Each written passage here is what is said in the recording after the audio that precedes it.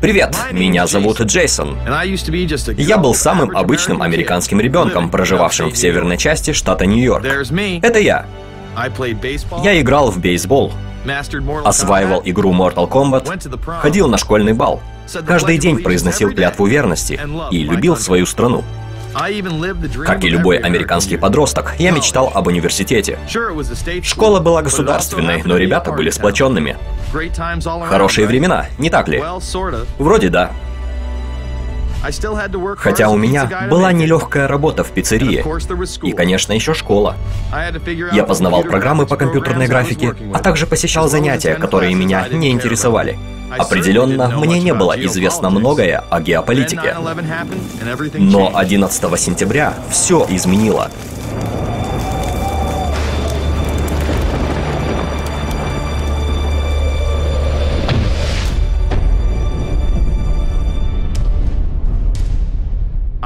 Я струхнул. Как посмели мусульманские экстремисты уничтожить столько людей? И было ли это все правдой? В отношении вторжения в Ирак кое-что не было правильным. Затем я сделал поразительную вещь. Я стал внимательно изучать то, что произошло в тот ужасный сентябрьский день. То, что я узнал, шокировало и возмутило меня настолько, что я принял решение. Нам лгали. Долго и успешно. И чтобы это понять, я прошел путь от обычного студента до политически подкованного парня, одного из создателей первого интернет-блокбастера «Разменная монета», фильма, изменившего не только мою жизнь, но и многих других. Если вы когда-нибудь смотрели «Разменную монету», конспиративный документальный фильм об 11 сентября, он чертовски убедителен. Даже после просмотра первых 10 минут ты будто твоя машина забита до отказа, а впереди длинный путь. И ты, о боже, ведь это все правда.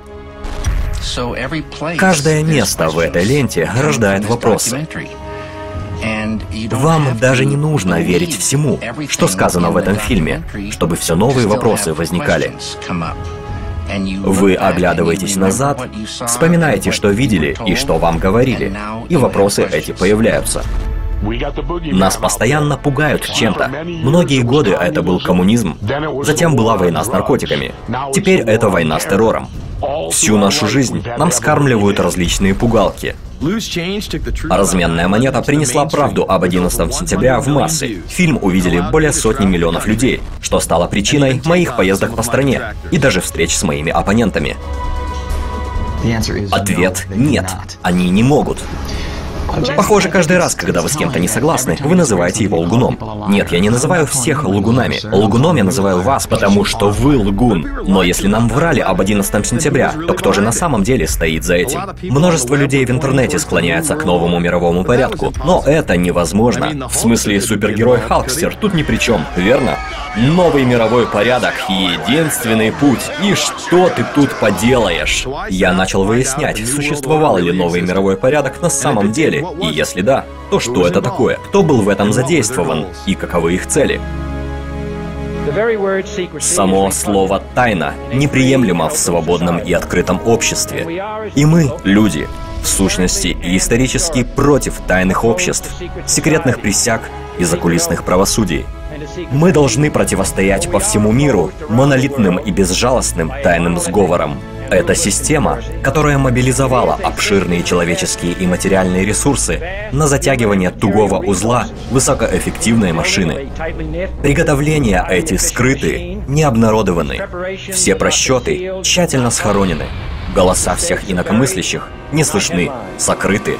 Любые затраты не подвержены сомнениям. Слухи умалчиваются, тайны скрываются. Невидимая империя становления нового мирового порядка. Некоторых тошнит уже от самого термина «новый мировой порядок», несмотря на все эти видные личности, которые используют его. Мироустройство, о котором некоторые люди мечтали еще на той конференции в Бормуте, когда казалось, что сегодняшний порядок вещей увядает, что свободные рыночные экономики неспешно прогрессируют, и мир придет к новому мировому порядку. Ключевые лидеры, объединившись, способствовали созданию нового мирового порядка и победной стратегии в холодной войне.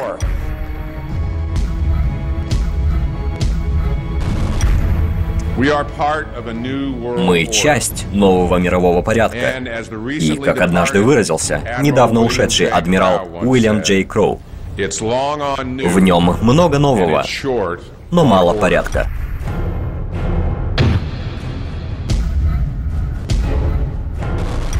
Уолтер Айзексон написал замечательную книгу о мудрых людях, которые после окончания Второй мировой войны способствовали формированию нового мирового порядка.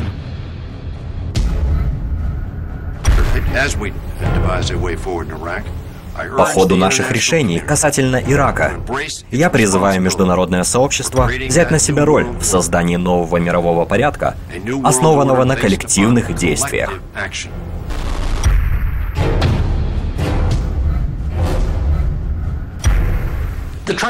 Трансатлантическое партнерство является не просто основой нашей безопасности, а это также наш образ жизни.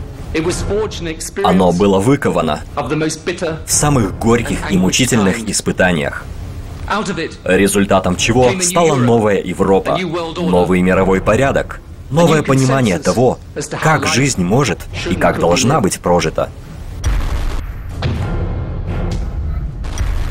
Старая жизнь в прошлом. Ее заменил новый мировой порядок, о котором говорил президент Джордж Буш-старший. Гарвардский историк Фрэнсис Фукуяма назвал это концом сегодняшнего мироустройства. Слыша выражение «новый мировой порядок», человек, ощущая в нем нотки теории заговора, отметает его сразу с порога. Действительно, сама идея глобального управления и единого мирового порядка муссируется уже веками, и сам термин «новый мировой порядок» весьма часто используется в новейшей истории. Новый мировой порядок имеет различный смысл для разных людей, но не для тех, кто на самом деле ожидает иметь контроль над всем этим. Для них это неизменно одно, весь мир под их контролем. Они полагают, что кто-то должен управлять всем миром. Ведь люди слишком тупы, чтобы управлять самим. Поэтому они решили, что это их роль. Первой углубленной публикацией на эту тему была опубликованная в 1919-м работа Самуэля Зейн-Баттона «Новый мировой порядок». Под прикрытием христианства здесь говорится о новом мировом подъеме и проповедуется полный социальный контроль над всеми людьми и ресурсами. Также продвигается идея о Всемирной Федерации, Всемирном парламенте, Международном суде и глобальной полиции.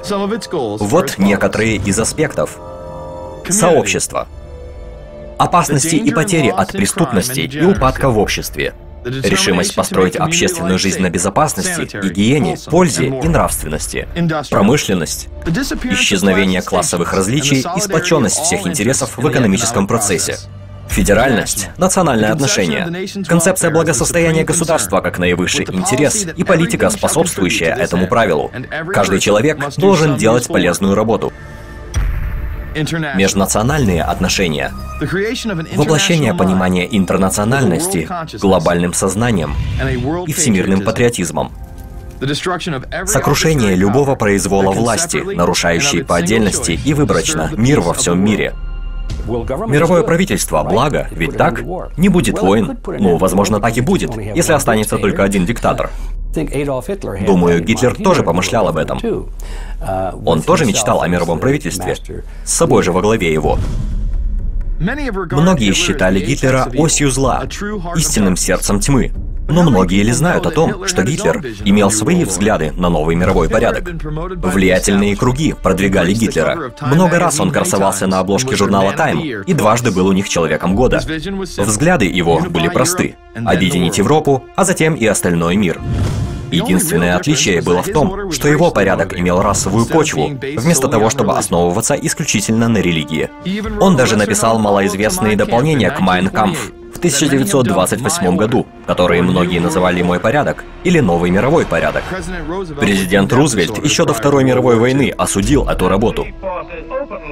Силы фашизма открыто стремятся установить управленческие системы, основывающиеся на строгой регламентации жизни всех людей, посредством горстки отдельных правителей, силой захвативших власть.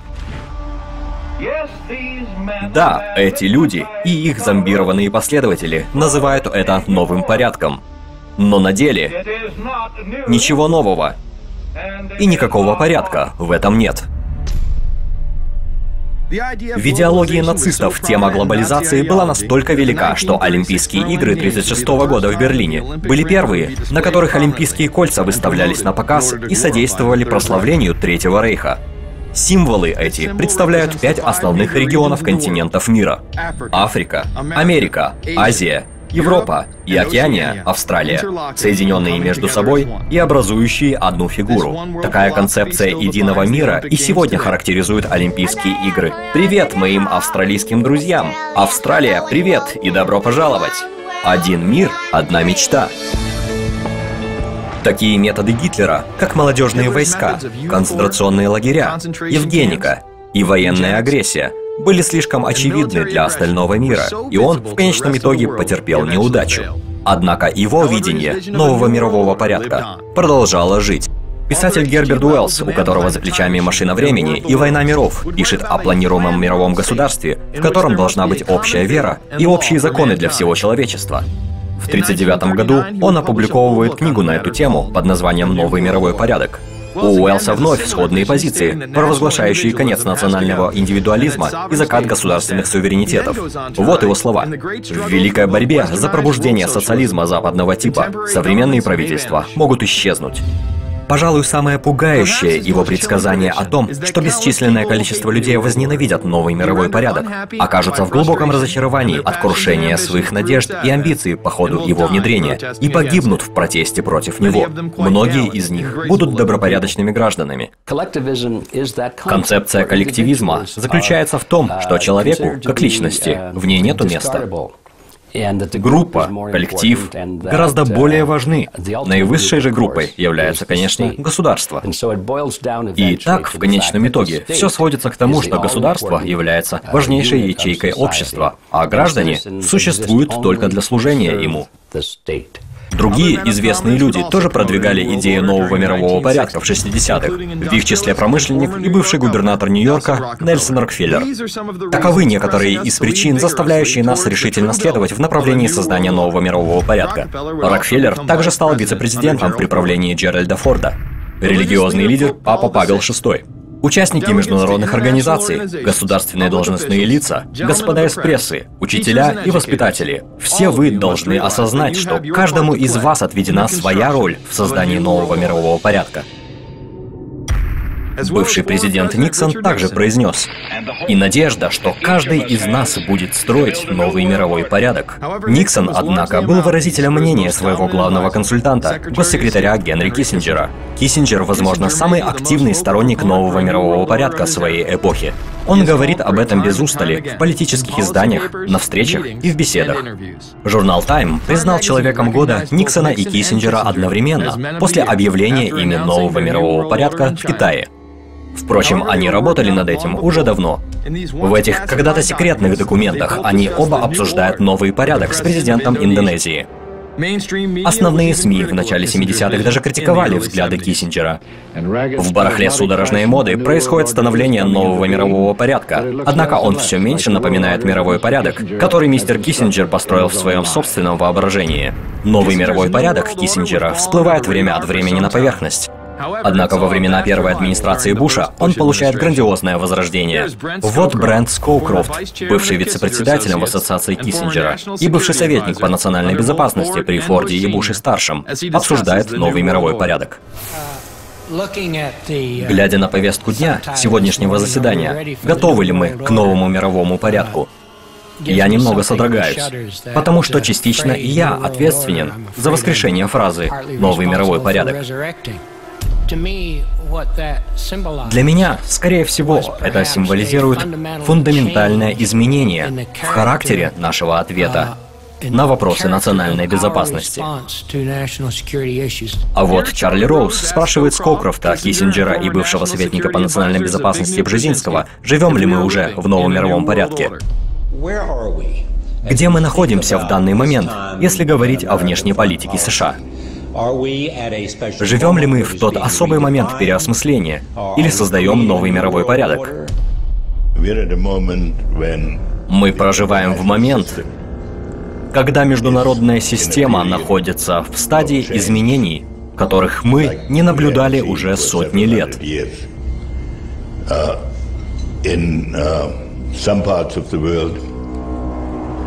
В некоторых частях мира, как в Европе или на Среднем Востоке, суверенные государства также отказываются от традиционных аспектов, на которых основывалась существующая международная система.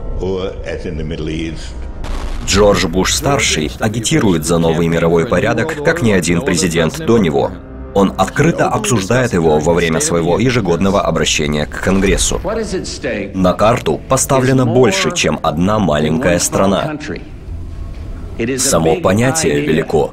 Новый мировой порядок, где разные нации объединены вместе во имя общего дела для достижения общих чаяний человечества.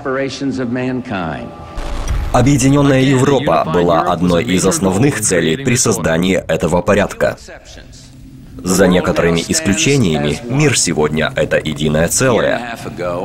1,5 года назад в Германии я говорил, что наша цель — это единая и свободная Европа.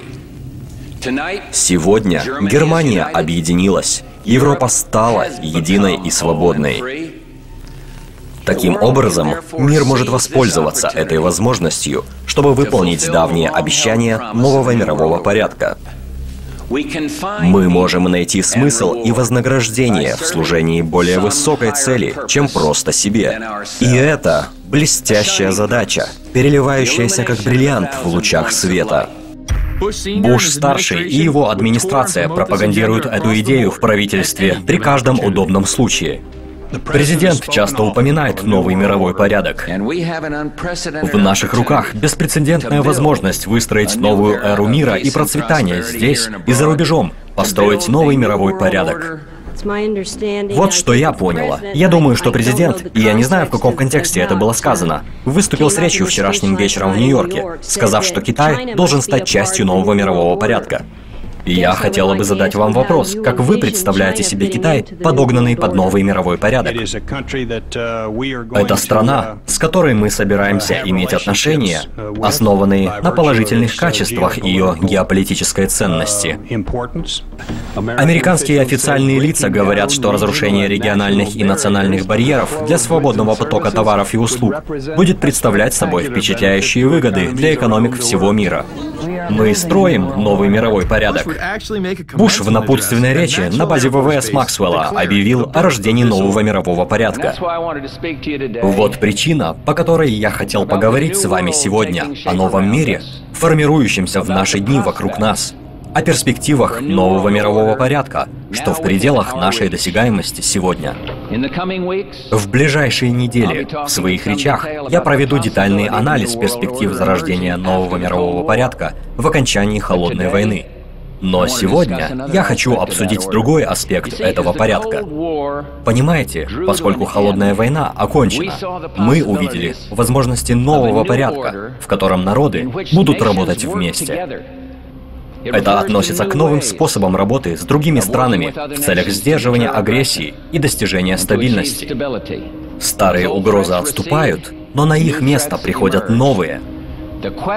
Создание нового мирового порядка — это отчасти задача сдерживания возможных опасностей и беспорядков. В развитии успехов операции «Буря в пустыне» мы должны придать новую форму и импульс этому новому мировому порядку. И только когда это преобразование будет завершено, мы сможем оценить в полной мере все представленные возможности этого нового, всеохватывающего мирового порядка. Воистину, новый мировой порядок — это инструмент борьбы за мир новых возможностей. Задачи и очертания этого порядка прогрессируют не только из общих интересов, но и из общих идеалов. По окончанию войны в Персидском заливе Буш был настолько одержим идеей нового мирового порядка, что состряпал на эту тему серию бумаг, которые передал членам своей администрации, включая Колина Пауэлла, Брента Скоукрофта, Дика Чейни и генерала Нормана Шварцкопфа. Чейни даже одобрил эти документы по вопросам политики нового мирового порядка. Министр обороны Дик Чейни утвердил пересмотренный проект политического документа по новому мировому порядку. Пентагон отклонил более ранний спорный план и отказался от стратегии «Страна-супердержава». В заключительном документе внимание акцентировано на международных союзах и организациях. Беспрецедентный период времени люди по всему миру углубленно дискутируют, что новый мировой порядок означает для них. Люди в средствах массовой информации. Кто-то хочет поговорить о новом мировом порядке? Существует ли он на деле? Или это просто своего рода концепция? Без сомнения, президент ее имеет. Но только ли в своем воображении? Или же и в реальности тоже? Этот президент рассматривает данный эпизод как первое пробное дело, как первый опытный образец нового мирового порядка, который он пытается организовать. Некоторые называют это новым мировым беспорядком, что подмечено весьма точно.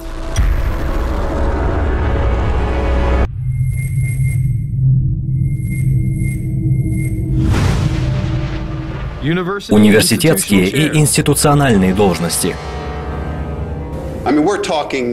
Мы говорим о новом мировом порядке в Джорджтауне. И мы бы очень хотели быть частью его.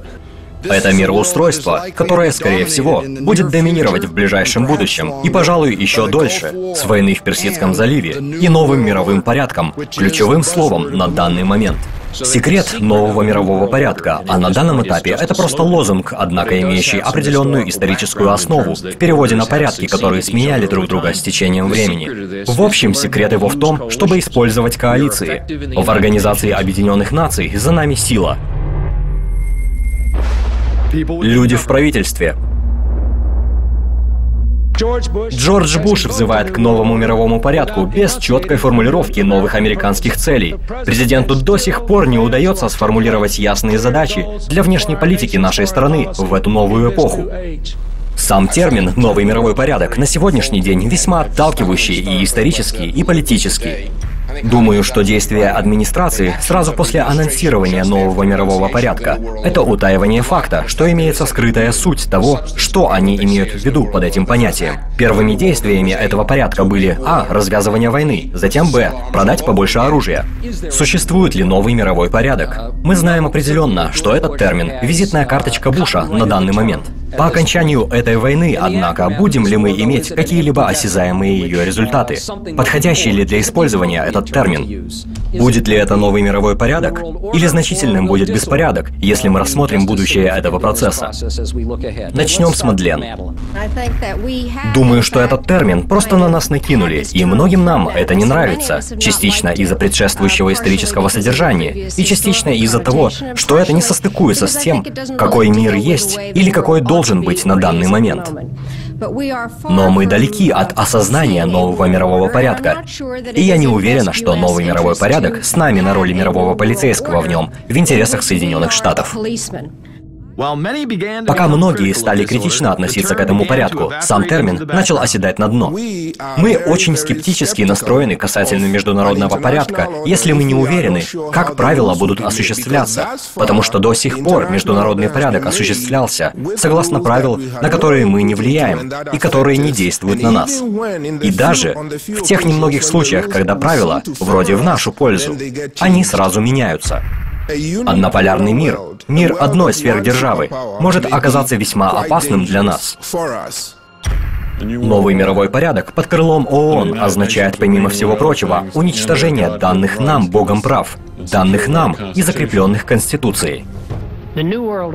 Новый мировой порядок, который сегодня некоторые называют «новый мировой беспорядок», а некоторые люди с более либеральными убеждениями говорят о захвате мира Советом по международным отношениям, трехсторонней комиссии и ООН с целью нашего порабощения.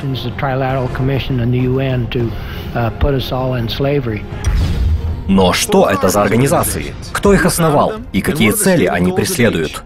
Прежде чем мы рассмотрим Совет по международным отношениям, давайте проведем небольшой экскурс в историю, чтобы выяснить первопричины возникновения групп круглого стола. Корни эти уходят далеко в историю. Началось все с создания тайного общества, секретной организации, основанной Сесил Родс, очень могущественным и богатейшим человеком. Это известная в истории личность. Многие слышали о стипендии Родс и думают: «О, какой замечательный человек». Однако они совсем не понимают, что за всем этим стоит. Родс, когда умер, оставил огромное наследство, но не своей семье и наследникам, а для создания тайного общества. И мы знаем это, поскольку некоторые люди, будучи непосредственно вовлеченными в эту организацию, написали об этом. Профессор Кэрол Куигли, один из лучших авторов, осветивших эту тему, он написал несколько книг, из которых самая известная — «Трагедия и надежда». Он подробно рассказал о тайной организации, созданной Сесил Родс. И он объясняет в этих книгах, он в курсе этих дел, потому что он был приглашен организацией в свой внутренний круг. Он никогда не был ее членом, но он был привлечен туда в качестве историка. Ему было позволено обращаться к их секретным записям и документам и изучать их в течение нескольких лет. Он знал всех важных игроков и понимал, о чем шла речь, поэтому написал эти книги. И это удивительно, поскольку он изложил в подробностях цель этой организации и каким образом ее главные игроки влияли на все международные события, начиная с Первой мировой. Если вы исследуете основы этой организации, то увидите, что они создали все зависимые от Британии формирования, назвав их группами круглого стола. А вокруг небольших групп круглого стола они породили группы воздействия.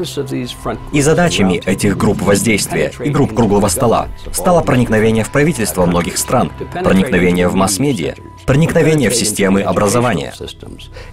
Иными словами, пропитать социальную ткань силовых центров общества и буквально взять их изнутри, контролировать их и влиять на них, оставаясь в тени. В 1919 году, после Первой мировой, под 14-пунктовой концепцией президента Вудро Уилсона родилась, как предшественник ООН, Международная лига наций. Она была первой попыткой создания нового мирового порядка, первой попыткой глобального правления на основе модели коллективизма. Лига наций была детищем элиты, что были предками тех людей, которые все еще работают над этим проектом. Они коллективисты. Они очень состоятельные люди. Это именно те в нашей стране, кто главенствует в могущественных, освобожденных от налогов фондах, таких как фонд Карнеги, Международный фонд мира, фонды Рокфеллера, фонд Форда и многие похожие объединения. Эти люди уже тогда были оглашены. Они должны были создать новое мировое правительство. И они мечтали о том, что оно воплотится в Лиге наций. Они стояли за этим. И это одна из причин, почему они подтолкнули Соединенные Штаты к Первой мировой. А уже последствия этой войны заставили американцев задуматься о больших изменениях в их системе. Ведь мы не хотим повторения такой войны, не так ли? Ситуация запугивания повторялась.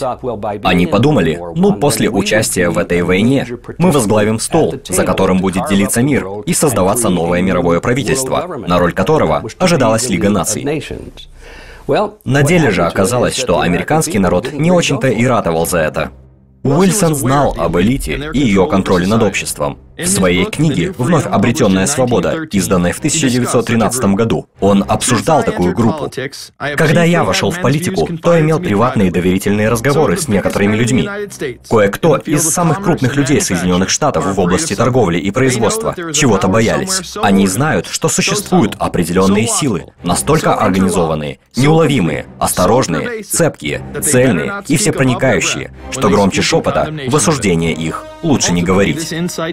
Однако это понимание не спасло его от превращения в очередную марионетку глобальной элиты. Во всех англозависимых странах такие организации, группы воздействия, были названы Королевским институтом международных отношений. В США они выбрали другое имя — Совет по международным отношениям. Но он был в точно таких же взаимоотношениях с этим внутренним обществом Сесил Родс. Среди членов общества были Гарриман из Банковского союза, главный советник президента Вудро Уилсона, полковник Эдвард Мандель, Джон Д. Рокфеллер, основатель Standard Oil, банковский магнат Джей Пи Морган и видный банкстер Пол Варбург. Совет по международным отношениям действует и в наши дни. Это, пожалуй, самая мощная отдельно взятая организация в Америке. Многие наблюдатели, включая меня, считают ее теневым правительством Соединенных Штатов. Эти люди занимают невыборные должности, и большинство американцев даже не знают, кто они такие. Однако они удерживают все важные позиции в обществе. В США их около 4000, и можно ткнуть пальцем в любую организацию. Будет ли это правительство, или это университет, или основные медиацентры. Что бы ни было, взглянув на этих людей, на вершинах этих организаций, владельцев, менеджеров, руководителей, совета директоров, скажу, что около 80-90% всех силовых центров Америки находятся в руках этих 4000 людей, являющихся членами Совета по международным отношениям. На протяжении всей своей истории в ее состав входят чрезвычайно влиятельные и могущественные личности в области финансов, бизнеса, средств массовой информации и политики. Бывшие президенты США, включая Ричарда Никсона, Джеральда Форда, Джимми Картера и Уильяма Джефферсона Клинтона. В настоящее время Обама утверждает, что не является его членом, однако он произносил речи перед Советом и писал статьи, опубликованные в журнале Совета. Ранее сообщалось, что вы и ваша жена состоите в Глобалистском совете по международным отношениям. Я хотел бы знать, правда это или нет. Ну, в первую очередь, я не знаю, являюсь ли я официальным членом Совета по международным отношениям. Я выступал там ранее. Это просто своего рода форум, где группа людей ведет разговоры о внешней политике. И нет ничего. Там нет официального членства. У меня нету корочки или там особого рукопожатия или чего подобного. Итак, почему это столь важно?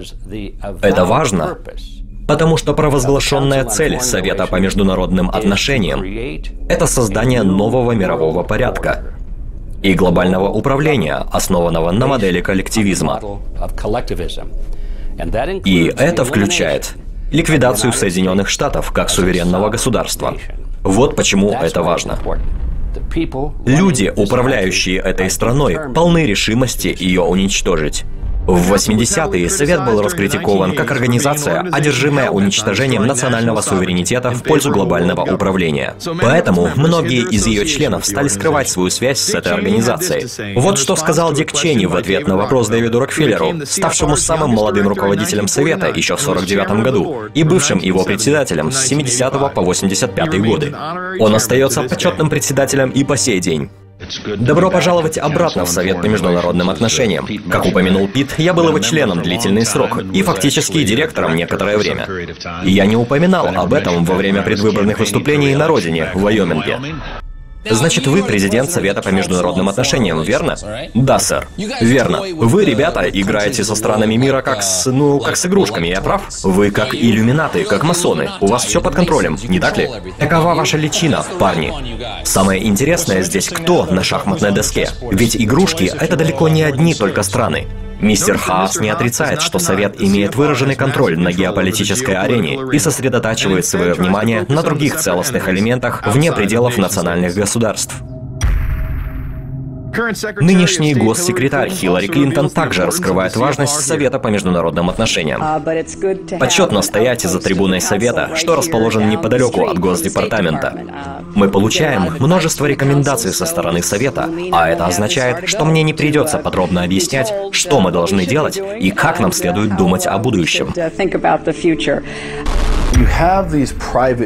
Существуют эти частные группы, созданные и руководимые элитой, сверхбогатыми, состоятельными семьями, которые манипулируют глобальными рынками из-за завесы поколений. Создав эти частные группы, они скармливают правительству, сенаторам, конгрессменам свою информацию, свою политику, бумажные дела с целью изменений, необходимых элите. И это самое удивительное, потому что если вы взглянете на то, что же они там делают, рекомендации, которые они дают, вы увидите, насколько четко это все происходит. Обсуждения, что осуществляются в этих частных группах, по логике, должны происходить в комитетах Сената и в Конгрессе. Но на деле это все обговаривается в сверхэлитных объединениях. Затем их пропаганда проталкивается в политическую жизнь страны, после чего утверждается законодательными актами и принимает силу закона. Все еще сомневаетесь, что Совет по международным отношениям продвигает новый мировой порядок? Послушайте, что сказал Лесли Гелб, покидая Нью-Йорк Таймс, чтобы возглавить эту организацию в 1993 году. «Я любил свою работу. Заниматься газетным делом – почетное призвание. И я перехожу на столь же замечательную, но иного плана работу, которая поднимает на новую ступень все, что я сделал в своей жизни, в правительстве, в учебных заведениях и в журналистике. Думаю, что Совет даст мне такую возможность. К примеру, я уже участвовал в вашем ток-шоу несколько месяцев назад. «Полковник Хаус». Тема была про новый мировой порядок. Именно. И я говорил об этом все время. Все время про это говорил. Новому мировому порядку требуется глобальная система, где центральная власть небольшой группы индивидуумов сможет диктовать политику, которая будет распределяться на весь остальной мир, вплоть до мельчайшего городка в глуши самых отдаленных территорий. Думаю, можно смело сказать, что Совет является чрезвычайно влиятельным на мировой арене и открыто содействует становлению глобального управления. После Второй мировой Совет и глобалисты получили возможность продвинуть эти планы на следующую ступень. Организация Объединенных Наций родилась из пепла этого конфликта. В отличие от непринятия Лиги Наций, США не только вступили в ООН, но и стали ее активными адептами. Первая моя книга «Грозный хозяин. Альтернативный взгляд на ООН». Она была написана, когда критика по отношению к ООН не была популярна. В смысле, эта организация рассматривалась тогда практически всеми, как наша лучшая надежда на мир. Как нам говорили, она была способом объединить человечество вместе, положить конец войнам, жить в мире и гармонии, содействовать развитию торговли и подобное. Хотелось бы, чтобы так и было, но это не так. Оригинал Устава ООН был разработан в Сан-Франциско в 1945 году, и Соединенные Штаты стали одним из постоянных членов Совета Безопасности вместе с Францией, Соединенным Королевством, Советским Союзом и Китайской Республикой. Процесс, посредством которого убеждения других народов системы могут быть использованы для подрыва и уничтожения нашей Конституции и Билли о правах, осуществил громадный скачок вперед. ООН является одной из самых известных попыток своего рода глобализации. Его главная цель заключается в модернизации всех правительств мира с целью создания глобального совета и объединения всех норм и правил для всего мира. По существу, это пусковой механизм нового мирового порядка. ООН включает в себя все страны мира, большинство которых является в большей или меньшей степени странами диктаторского типа. Не выйдет взять все эти диктатуры, объединить их вместе и в итоге получить свободолюбивые государственные органы. Вы получите глобальную диктатуру. ООН стала общественным лицом глобального управления. Впрочем, с тех пор были основаны и многие другие организации. Еще большие подозрения вызывает частная организация, названная Трехсторонняя комиссия. Дэвид Рокфеллер и Генри Киссинджер среди ее самых влиятельных членов. Трехсторонняя комиссия — это вырабатывающая политику группа самых могущественных бизнесменов и политических лидеров из Японии, Европы и Северной Америки. С резиденцией в Нью-Йорке была основана в 1973 году Дэвидом Рокфеллером. В группу входят многие значимые американские личности, как, например, экономист Алан Гринспен и бывший министр обороны Гарольд Браун. Буш также входил в ее состав, однако покинул группу в прошлом году, до его неудачного баллотирования на пост президента. Тогда связывать себя с теми, кого его партия называла глобальным теневым правительством, было бы политической ошибкой. ООН возьмет на себя Америку, а Трехсторонняя комиссия будет контролировать весь мир. Достаточно взглянуть на ее состав. Среди действующих и бывших ее участников президенты Клинтон, Буш и Картер. Такие имена, как Бжезинский, Кристофер, Киссинджер и Шульц, а также руководители ITT, Xerox, Exxon и Nations Bank. Хотя эта группа, состоящая из всего лишь 300 человек, кажется, находится на вершине властной структуры. Есть еще одна группа, образованная в 1954 году, меньшая в числе, но оказывающая большее влияние на ход мировых событий. Старый знакомый Билдербергский клуб. Этот элитный клуб ежегодно собирается на совещания в различных частях света. Некоторые члены клуба, которые уже не первое десятилетие постоянно участвуют в заседаниях, составляют его костяк. Это Дэвид Рокфеллер, Генри Киссинджер и королева Нидерландов Беатрикс. Эти участники приглашают остальных около 140 человек, которые являются политически и социально значимыми на данный момент. По-быстрому я спрашивал об этом и Хиллари. В 2004-м вы участвовали во встрече клуба Билдерберг в Италии, да? Скажите, что вы там делали и о чем шел разговор? Клинтон мне соврала, что она там не была. Надеюсь, вы мне скажете правду. Да ничего особенного. Они пригласили республиканца и демократа. Республиканцем был... Боже, забыл его имя. Я участвовал в 20-минутном разговоре по поводу президентской избирательной кампании. Имеет ли это что-то общее с баллотированием Джона Керри? Нет, я не был тогда еще в его команде. Когда я был в Европе, то по пути в Россию я был приглашен в Билдерберг моим другом и борцом за гражданские права Верманом Йорданом. И, насколько мне известно, вопрос о нафте не обсуждался там кем-либо, по крайней мере, при мне. Документы, выпущенные клубом в 2001-м, указывают, что в сентябре 1955-го на его заседании в Германии была секретно спланирована идея Евросоюза. В разделе Е «Европейского единства» обсуждается общее содержание европейской интеграции и унификации и идея повторной после Гитлера попытки объединения Германии с остальной Европой в рамках общего рынка. Этьен Давиньон в 2009-м в интервью онлайн-газете «Европейский наблюдатель» сказал, что следующее заседание Билдерберга может улучшить понимание относительно влияния на события будущего таким же образом, как он помог созданию евро в 90-е годы. Это свидетельствует о том терпении, дальновидности и целеустремленности этой организации, которая способствовала планомерному созданию Евросоюза и евровалюты всего лишь за 40 лет. Один из вопросов, который обсуждался элитой еще на рубеже веков – как преобразовать США в коллективистский организм. Говорилось, что невозможно сделать это быстро. Вы должны дать людям привыкнуть к этой системе постепенно, поскольку любые резкие изменения потерпят неудачу. На конференции в Риме 1957 года была подписана Конвенция общего рынка, предусматривающая свободную торговлю всеми видами продукции. 6 стран – Франция, Германия, Италия, Бельгия, Голландия и Люксембург – договорились в течение 12-15 лет снять все барьеры на пути взаимной торговли, провозгласив как конечную цель этого соглашения – зарождение политического союза. В такой форме вполне возможно, чтобы люди привыкли к этому процессу и даже думали, что это хорошо. Народ будет принимать постепенный рост власти, постепенное снижение покупательной способности. Они примут практически все, если это делать постепенно. И мы должны быть очень внимательны к этому. Из тех, кто посетил заседание клуба в 2008-2009 годах, были президент Всемирного банка Роберт Зелик, министр финансов Тимоти Гайтер, бывший глава британской секретной разведки Ричард Дирлов, Дональд Грэм, генеральный директор Вашингтон-Пост, телеведущий CNN и автор книги «Мир после Америки» Фарид Закария и многие другие гиганты бизнеса, политики и средств массовой информации. Вы только что вернулись с заседания клуба. Когда я получаю имейлы от сторонников теории заговора, обычно разговор идет о Билдербергском клубе. И все эти истории, что подбрасывают мне, в которых я не очень-то и силен, все нити в них ведут к Билдербергу. Они своего рода современные иллюминаты. Вы член этого клуба? Я не думаю, что мы должны говорить об этом. Многие видят в них влиятельных лиц, распределяющих места на политической арене, оставаясь при этом в тени. Нет более яркого примера этому, чем то, что случилось за время заседания клуба в 2008-м. Сразу после того, как Обама был выбран кандидатом от демократов в президенты, началось давление на выбор кандидата на пост вице-президента. Мы собрали комиссию. Мы должны адекватно взвесить наши будущие действия. Мы не собираемся делать это в присутствии прессы. И мы не будем это делать путем замен.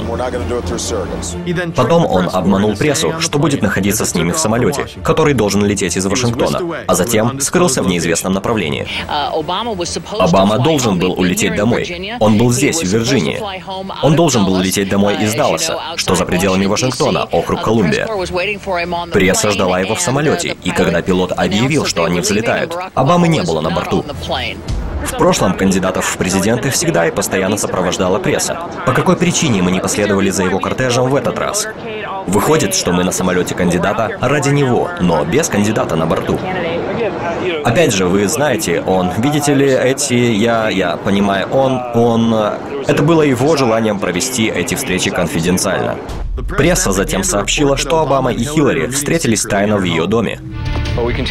Последние новости. Барак Обама и Хиллари Клинтон встречаются сегодня в ее доме в Вашингтоне. Однако далее выясняется, что они на самом деле никогда не встречались в этом доме. Новые подробности. Кэнди Крулей со свежей информацией. Кэнди, что вы выяснили? Мы получили данные от Криса Уэлша, нашего представителя в компании Обамы. Он один из тех, кто полетел в Чикаго без кандидата. Представитель Обамы подтвердил, что встреча имела место. Это было сказано в прошедшем времени. Однако говорилось, что встреча не проходила в доме Клинтон. Она состоялась в Вашингтоне, округ Колумбия, и где конкретно неизвестно, но точно не в доме Хиллари. Вспомните, когда Гиббс упомянул, что Обама планировал провести не одну, а несколько встреч. Планируется ли более одной встречи с более чем одним человеком? И я не собираюсь вдаваться в детали этих встреч. Не уверен, что имею все ответы на ваш фонтан вопросов. А правда в том, что в это же время очередная ежегодная встреча билдербергцев имела место прямо по соседству, в Шантии, штат Вирджиния. Каковы шансы присутствия там Обамы? Что интересно и опасно в новом мировом порядке, то это его противоестественность. Это не то, когда цивилизация развивается и организуется в подобную систему сама. Это кучка крайне могущественных людей, которые манипулируют системой для подгонки ее к такому статусу из-за кулис, вне ведения кого-либо. Вопрос напрашивается сам собой. Если не существует никакой системы, сохранение этих организаций в тени, удержание их вне прожекторов масс-медиа, сдерживание всех разговоров о них за закрытыми дверьми, почему же тогда все эти разношерстные мнимые эксперты никогда не говорят об этих организациях?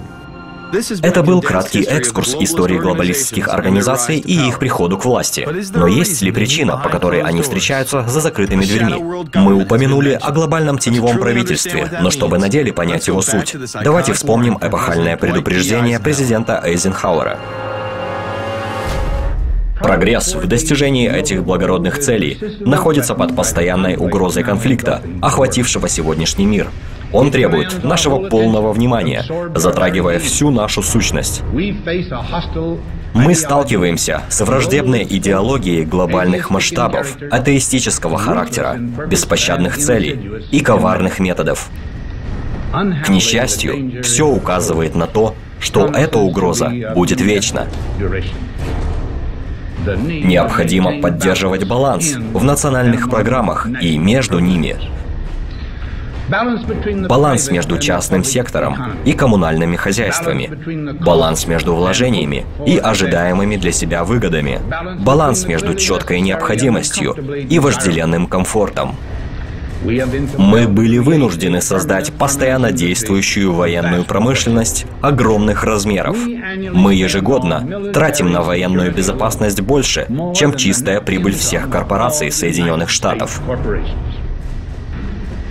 Совокупное экономическое, политическое и даже духовное влияние ощущается в каждом городе, в каждой палате представителей, в каждом агентстве федерального правительства.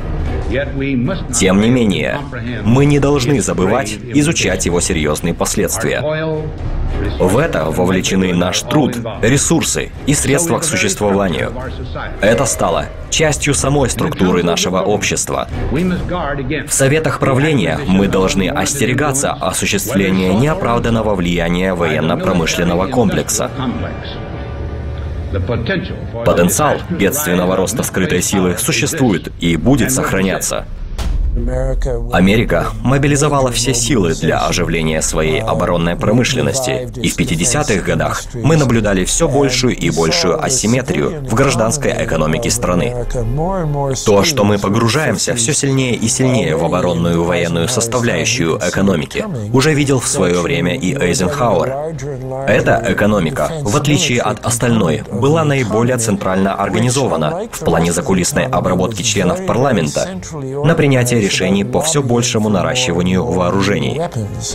Это был политический опыт военно-промышленного комплекса, и думаю, что Эйзенхауэр именно об этом всех нас предостерегал. Так ведь оно и есть. Этот громадный военно-промышленный комплекс существует. Сегодня мы находимся в ситуации, где гражданская экономика разбита в пух и прах, и большая часть нашего гражданского производства ушла за рубеж, в страны третьего мира. Что мы вывозим? Наш основной экспорт фактически — это мусор. Но кроме мусора, мы экспортируем военное оборудование. У нас есть специальный закон, который субсидирует, позволяет зарубежным государствам закупать наше оружие, поскольку слишком дорого производить его только для одной страны. Таким образом, мы стали очень эффективным военно-промышленным комплексом. Однако гражданская экономика — это только тень того, чем она должна быть. И это имеет ужасные последствия для демократии, поскольку означает, что данное военное лобби своего рода доминирует над тем, что происходит в Вашингтоне. Посредством транснациональных корпораций, глобальных сетей разведки, неподконтрольных банкстеров, под предлогами национальной безопасности и черных операций, глобальная элита за последние несколько десятилетий в массовом масштабе сконцентрировала власть в своих руках. Глобальные корпорации не только финансируют и развивают крупные технологические и военные проекты у нас и за рубежом.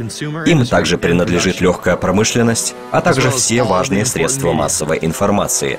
Владея большинством того, что мы ежедневно слышим и видим, они манипулируют нами в массовом масштабе, как в отношении того, что мы верим и желаем, так и в социальном и политическом плане. Эдвард Бернейс, племянник всемирно известного Зигмунда Фрейда, изучил групповую динамику и стал отцом-основателем учения об общественных отношениях. В 28 году он написал книгу «Пропаганда». В ней он повествует, как грамотно и сознательно манипулировать поведением и убеждениями масс людей в демократическом обществе.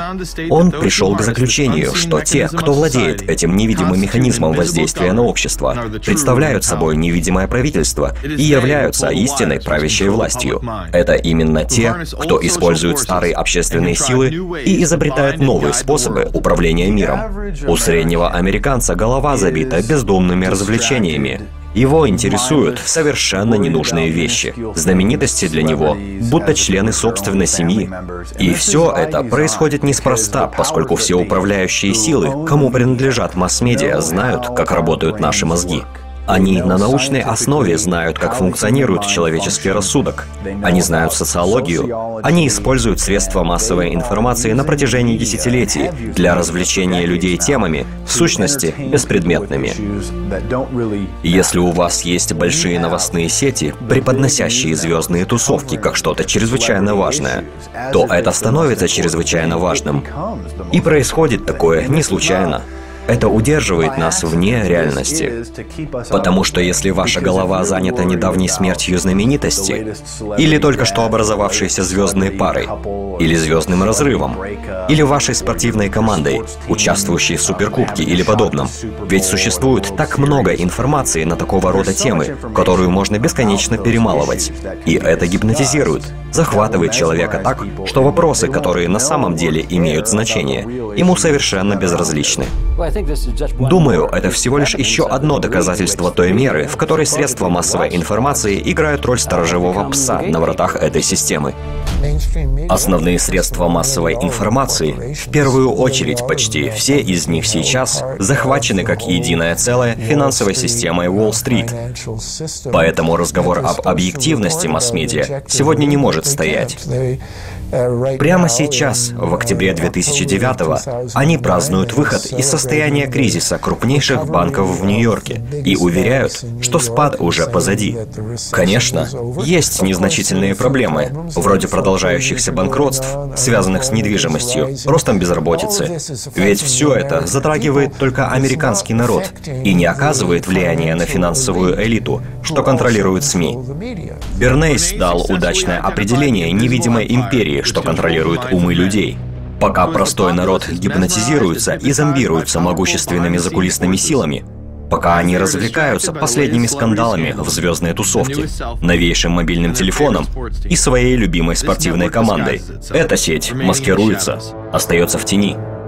Несмотря на то, что элита использует методы Бернейса, в совокупности с воздвигнутым ими военно-промышленным комплексом, одна из нынешних ветвей этой организации была разоблачена и стала известна как скандал Иран-Контрас.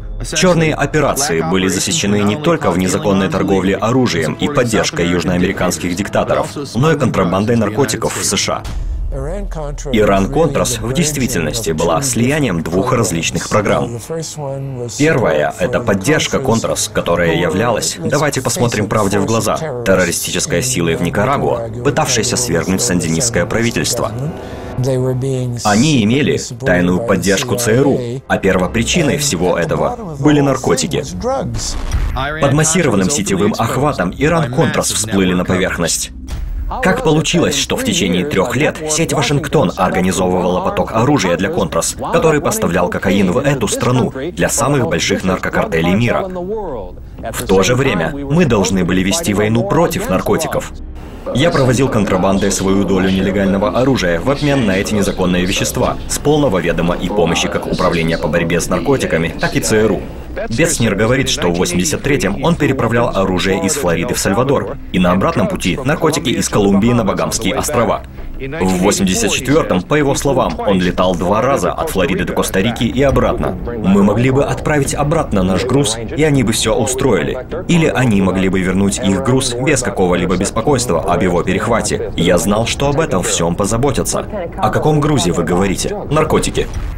Толивер говорит, что дважды встречался с этим человеком, бывшим солдатом ЦРУ Рафаэлем Куинтеро. Тогда, в марте 86-го, он говорит, что переправил по воздуху 14 тонн оружия в Гондурас для обновления вооружений вот этой базы Контрас, созданной ЦРУ. Мы вылетели из Тегусигальпы, что в Гондурасе. Куда? Южная Флорида. А точнее, мы приземлились в Хомстеде, на базе ВВС. По словам Толивера, он использовал этот самолет. Самолет же привел к компании, имеющей контракт Госдепартамента на доставку гуманитарных грузов для Контрас. Кроме того, 3 десятка источников подтверждают основные схемы. Теперь мы можем утверждать, что еще задолго до начала операции имела место другая, также противозаконная операция по снабжению оружием Контрас. В той операции американцы и израильтяне обеспечивали вооружениями Контрас, а затем та же сеть направляла контрабандой наркотики в США. Операция была начата весной 83-го года по просьбе Вашингтона с, по крайней мере, 20 миллионами долларов израильских госденег, позднее возвращенных им из американских фондов покрытия операций. Около 5 лет они переправляли по воздуху оружие в Иран, большая часть которого шла из Израиля. Израильтяне покупали оружие в Польше и Чехословакии и наладили его тайные поставки из Югославии в Боливию, а затем в Панаму. С израильской стороны связующим звеном был этот человек, Майкл Харари, до недавнего времени близкий помощник панамского лидера генерала Мануэля Норьеги. Вы пригоняете судно в Колумбию, вы загружаете на него наркотики и привозите их обратно в Панаму лично. Но при ввозе такого груза в США это работало иначе. Я никогда в своей жизни не испытывал к себе такой ненависти. Эта сеть также имела отношение и к Октябрьскому сюрпризу. По-настоящему мы это не поймем, пока мы не задумаемся о так называемом Октябрьском сюрпризе во время выборов 1980-го, являющемся, безусловно, делом республиканцев, включая Уильяма Кейси, который позднее, при Рейгане, возглавил ЦРУ и проводил переговоры с иранцами о том, чтобы не выпускать заложников, которые удерживались в Иране при президентстве Картера, до момента, пока Картер не будет побежден республиканцами. Что в действительности и произошло.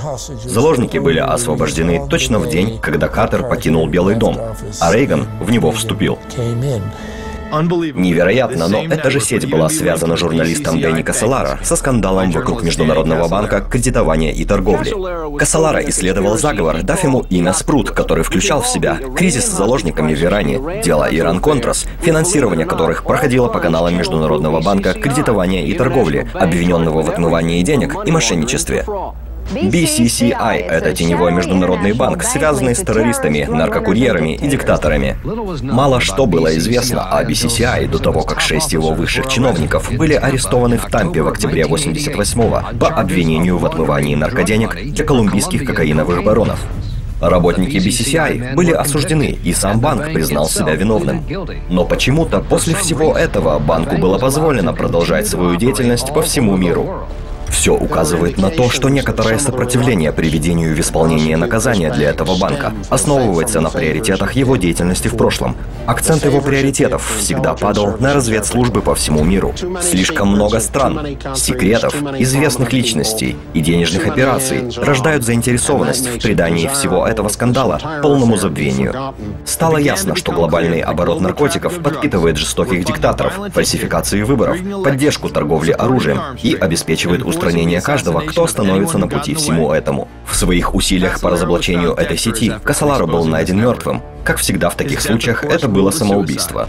Он встречался со осведомителем в Западной Вирджинии. Он был близок к разгадке всего. Вместо этого его тело было найдено в комнате отеля с перерезанными венами на руках. Когда местные власти заявили, что произошло самоубийство, члены его семьи сказали, что это невозможно. Экономка принимала звонки с угрозами в его адрес. Я подняла трубку, сказала «Алло». И он ответил мне: «Ты, сука, тебе не жить». Касаларо, однако, не одинок среди тех, кто, втянувшись в скандал, сыграл в ящик.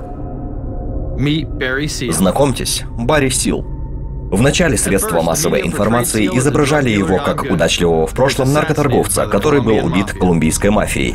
Власти считают, что убийство вершины наркоосведомителей Барри Сила было заказано наркобаронами из Медельина, штат Колумбия, которые для этого специально послали в Батон-Руж 5 киллеров. Сэм Далтон был адвокатом, представляющим обвиненных в убийстве колумбийских боевиков. Мы пытались вызвать в суд ЦРУ. Была большая вероятность того, что они обладали документами, вещдоками и свидетельствами, указывающими на соучастие в убийстве Барри. Когда они получили доступ к вещам Барри Сила в ночь убийства, они обнаружили личный номер телефона самого Джорджа Буша. Льюис Англсби, бывший адвокат мистера Сила, также подтверждает, что как-то звонил в офис вице-президента после того, как Сил ему дал этот номер. Тайные контрабандные наркооперации пока еще не были раскрыты, и у разведслужб пока не было никаких шансов. Позже стало известно, что Сил был замешан в контрабанде кокаина в Мину, штат Арканзас, пока Билл Клинтон был губернатором. 1983 Рональд Рейган был президентом, Билл Клинтон был губернатором, и маленькая Мина, штат Арканзас, из небольшого тихого городишки превратилась в центр контрабанды наркотиков. И в центре всего этот человек признал наркоконтрабандиста Барри Сила.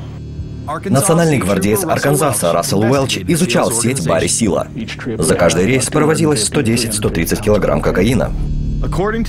Согласно заявлению Лондон Телеграф, национальный гвардеец Арканзаса Ларри Паттерсон показал под присягой, что он и его сотрудники неоднократно говорили в присутствии Клинтона о большом количестве наркотиков, денег и оружия, проходивших через аэропорт в Мине. Офицер полиции из Хот-Спрингс записал слова брата Билла Клинтона, Роджера, во время очередной кокаиновой сделки, сказавшего: «Есть кое-что и для моего братишки. У него нос, как пылесос». В Мине также происходило крупное отмывание денег. Бывший налоговый инспектор Уильям Дункан проследил некоторые суммы наркоденег Барри Сила, отмытые через банк Мины. Мы получили прямые указания лиц, которые принимали участие в операции по отмыванию денег. У нас были свидетельства от людей в банках, которые прослеживали эти сделки. Что произошло, когда вы попытались представить все это на рассмотрение присяжным? Никто ни разу не вызвал меня для предоставления этих свидетельств на рассмотрение. Это была именно та сеть, использовавшая Международный банк кредитования и торговли для финансирования афганских повстанцев. Заместитель директора ЦРУ Ричард Керр сказал сегодня, что ЦРУ использовала Международный банк кредитования и торговли, BCCI, для поддержки деятельности ЦРУ за рубежом. Большинство людей все еще верят, что Советы злонамеренно вторглись в Афганистан с целью распространения своих коммунистических идей. Аль-Каида была по существу своего рода побочным продуктом, использовавшимся в кампании Бжезинского для заманивания Советского Союза в Афганистан. В то время они еще не были в Афганистане. Бжезинский позже хвастался, что он ответственен за втягивание их в этот конфликт. Он дал необычное интервью французской газете, где его спросили: «Вас не беспокоит то, что вы создали новое формирование, Аль-Каиду?» И он ответил: «Что для вас более важно, несколько сумасшедших исламистов или падение Берлинской стены?» А они сказали: «Но разве они не опасны?» Он же ответил: «Чепуха». Это было сказано им в 1998. Я знал Бжезинского еще по университету МcGill. Мы оба были студентами и даже посещали некоторые лекции вместе. В некотором смысле он смышленый, а порой демонстрирует явное сумасшествие. И зачатки этого помешательства сделали его привлекательным для Рокфеллеров. Бен Ладен и его сеть фактически финансировались в США через банк BCCI. Если вы когда-нибудь видели наши ток-шоу, то знаете, что в гостях здесь были люди, считающие таких, как вы, в тесной связи с конспирологией. Вы предмет для подражания для этих людей, поскольку вы состояли на службе в правлении Совета по международным отношениям. Вы помогли основать трехстороннюю комиссию, а также являетесь членом Билдербергского клуба. На самом ли деле существуют некоторые люди из бизнес-среды, особо приближенные к правительству?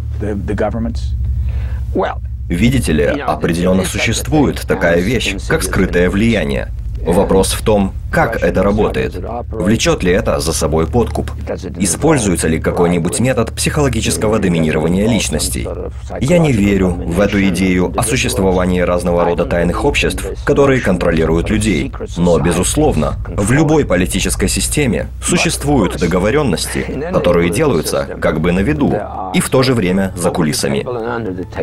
Договоренности, которые включают в себя беспощадные, незаконные и аморальные действия для того, чтобы господствовать над человечеством. Несмотря на представленные только что факты, эта сеть осталась в глубокой тени, даже вопреки 14 обвинительным приговорам, вынесенным вследствие скандала Иран-Контрас. Последующее постоянное прикрытие стало возможно благодаря Бушу-старшему. Документы, что рассматривались во время Северного процесса, явно раскрывают участие вице-президента, и я думаю, в большей степени, чем это было признано ранее. Конечно, ему это не помешало простить тех вовлеченных людей уже во время заката своего президентского мандата. Некоторые новые отзвуки рождественского сочельника президента Буша сегодня удивляют. Это помилование бывшего министра обороны Каспера Уайнбергера и некоторых других участников, обвиненных в связи со скандалом Иран-Контрас. Сегодня специальный прокурор заявляет, что самому президенту теперь следует объяснить некоторые вещи. Вопрос в том, почему должная оценка ситуации не была предъявлена 5 лет назад, когда этого требовали расследования Конгресса и независимого прокурора. Высокопоставленные официальные лица сделали все возможное, чтобы ограничить расследование и создать правдоподобные механизмы ухода от ответственности для высших эшелонов, включая самого Буша. Итак, кто же этот парень и как он сумел прийти к власти? Чтобы это понять, нам нужно рассмотреть, кем был его отец Прескотт. Прескотт родился уже привилегированным и стал чрезвычайно влиятельным в бизнесе, разведслужбе и в политике. Вместе с братьями Даллас он помог ЦРУ отделиться от управления стратегических служб, а также был сенатором в штате Коннектикут. Тем не менее, в то время, когда он был одним из директоров Union Banking Corporation, он вел дела с нацистами. Семья Буш как бы была у основ военно-промышленного комплекса с самого начала, и сам Прескотт Буш был вовлечен в фирму, которая в действительности прикрывала деятельность нацистских фирм в США. Фактически, Union Banking и его дочерние компании были взяты под контроль правительством США в октябре 1942 года, после того, как попали под воздействие закона о торговле с врагами. После войны активы банка были возвращены, были выплачены несколько штрафов, и в итоге все это затерялось в закоулках истории. Связи с нацистами не кажутся столь шокирующими после того, как было рассекречено, что Управление стратегических служб нанимало на службу нацистов в рамках проекта Paperclip в августе 1945 года. Джордж Буш-старший шел по стопам своего отца, используя отцовские деловые связи для переезда в Техас и входа в нефтяную промышленность. Сначала он добился политической должности, став конгрессменом от Техаса в 1966 году. Но позже, в 1970-м, он проиграл схватку за должность сенатора Техаса.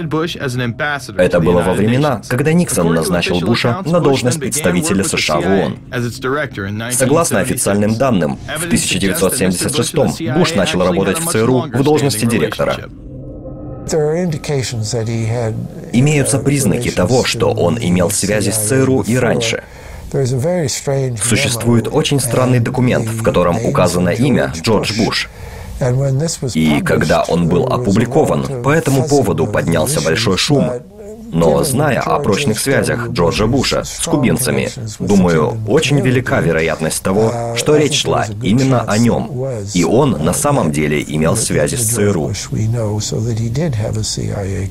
Буш покинул ЦРУ после своего назначения. Ему приписывают восстановление морального состояния агентства, испорченного до этого открытиями, сделанными Комитетом по изучению отношений госорганов и разведки о несанкционированных действиях ЦРУ, включающих убийство и подкуп. Реально же Буш был ответственным за отклонение просьбы этого комитета по поводу доступа ко многим документам и прилагал все усилия для невозможности основательного расследования этого дела. После нахождения в качестве директора ЦРУ он посвятил себя цели стать следующим президентом США. Многим коллегам по партии не нравились его связи с глобалистами. Во время предвыборной кампании Бушу все еще приходилось объяснять свою связь с этой группой. Вы знаете Джей Ар Юинг из сериала «Даллас»? Думаю, что Джей Ар — член трехсторонней комиссии. Это должно быть так, потому что это так плохо. Я раньше был членом этой комиссии, но ушел оттуда так же, как и покинул все другие деловые должности, для того, чтобы сконцентрироваться только на одном — баллотироваться на пост президента США. Вначале Рейган не был заинтересован в том, чтобы иметь Буша в качестве конкурента. Даже когда кандидат в президенты Рейган имел вопросы. Думаю, что Буш разрядит обстановку, если скажет нам, почему он подал в отставку с прежнего поста. Позже сторонники Рейгана вынудили его выбрать на должность вице-президента своего человека из разведки, Джорджа Буша. Но несмотря на предвыборные перепалки последнего года, отношения Буша со своими бывшими коллегами явно вернулись в нормальное русло. Президент Рейган, опирающийся на многих влиятельных лидеров из деловых кругов, в понедельник примет в Белом доме представителей комитета. Спустя лишь 69 дней после избрания Рейгана на него было совершено покушение. Удивительно, но Буш снова будет связан с этим происшествием. Итак, кто же этот Джон Хинкли-младший? Он покинул эти окрестности 8 лет назад, будучи совершенно нормальным и компанейским человеком. Хинкли захаживал в булочную, что находилась рядом с мотелем, и каждый день ждал там телефонный звонок, хотя мог воспользоваться телефоном в своем номере мотеля. Характер звонков так и остался неизвестен. По иронии, молодой человек, что идет рядом со старшим Хинкли, есть никто иной, как 30-летний Скотт Хинкли, брат Джона. Он дружит с Нилом, сыном вице-президента Буша. В этот вечер они запланировали поужинать вместе в Денвере. Планы были отменены. Нам говорили, что Хинкли был сумасшедшим, действующим в одиночку. Но если это было действительно так, то зачем же он звонил с уличного таксофона, а не из номера в мотеле? И почему брат потенциального убийцы Рейгана является семейным другом человека, что боролся за президентский пост? Пока визуально Рейган управлял страной, Буш использовал власть в своих интересах посредством малоизвестной директивы о непрерывности правительства. В федеральном правительстве США существует сверхсекретное агентство, контролирующее это теневое правительство. Национальная программа управления позволила Бушу и его сети достичь чрезвычайных исполнительных полномочий. Рейган утвердил национальную программу управления в тот момент, когда он подписал совершенно секретную директиву в 1982-м. Оливер Норт был одним из ключевых сотрудников, ответственных за успешный запуск проекта. Под управлением некоммерческой организации 4 агентства были уполномочены на реализацию плана судного дня: ЦРУ, Государственный департамент, Министерство обороны и Федеральное агентство по чрезвычайным ситуациям. Было сделано значительное усилие для укрепления программы по непрерывности правительства путем объединения нескольких крупных правительственных департаментов и министерств под одним общим управлением. За 8 лет закулисных войн, тайного спонсирования революций и политических убийств, совершенствование тактики глобалистов позволило Бушу достичь мечты всей его жизни — стать 43-м президентом США. Уничтожение Советского Союза сделало Соединенные Штаты единственной сверхдержавой в мире. Доктрина Вольфовица формулирует, что мы должны поддерживать механизм сдерживания потенциальных конкурентов даже в их стремлении к увеличению своей региональной или глобальной роли. Новый мировой порядок вышел из-за кулис с Первой войной в Персидском заливе и созданием Европейского Союза. После обвинений в коррупции Билл Клинтон стушевался, однако новый мировой порядок продолжал последовательно развиваться.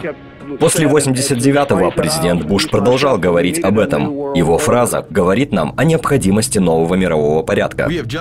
Мы здесь осветили многие виды деятельности глобалистов, включая торговлю наркотиками, финансирование терроризма, торговлю оружием и тайным захватом правительства США. Всякий раз любой противостоящий этим планам заканчивал собственной смертью. Впереди у нас трудные дни.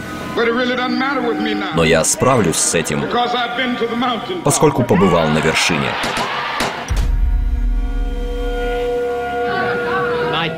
Спасибо всем вам, и теперь давайте выиграем в Чикаго. Благодарю всех. Если рассматривать все три политических убийства 60-х, а это Джон Кеннеди, Бобби Кеннеди и Мартин Лютер Кинг, всплывают на поверхность определенные общие закономерности. События эти я называю глубинными. Мы свыклись с фактом, что когда то и дело что-то происходит, мы уже изначально готовы к тому, что не получим полной информации первопричинности события.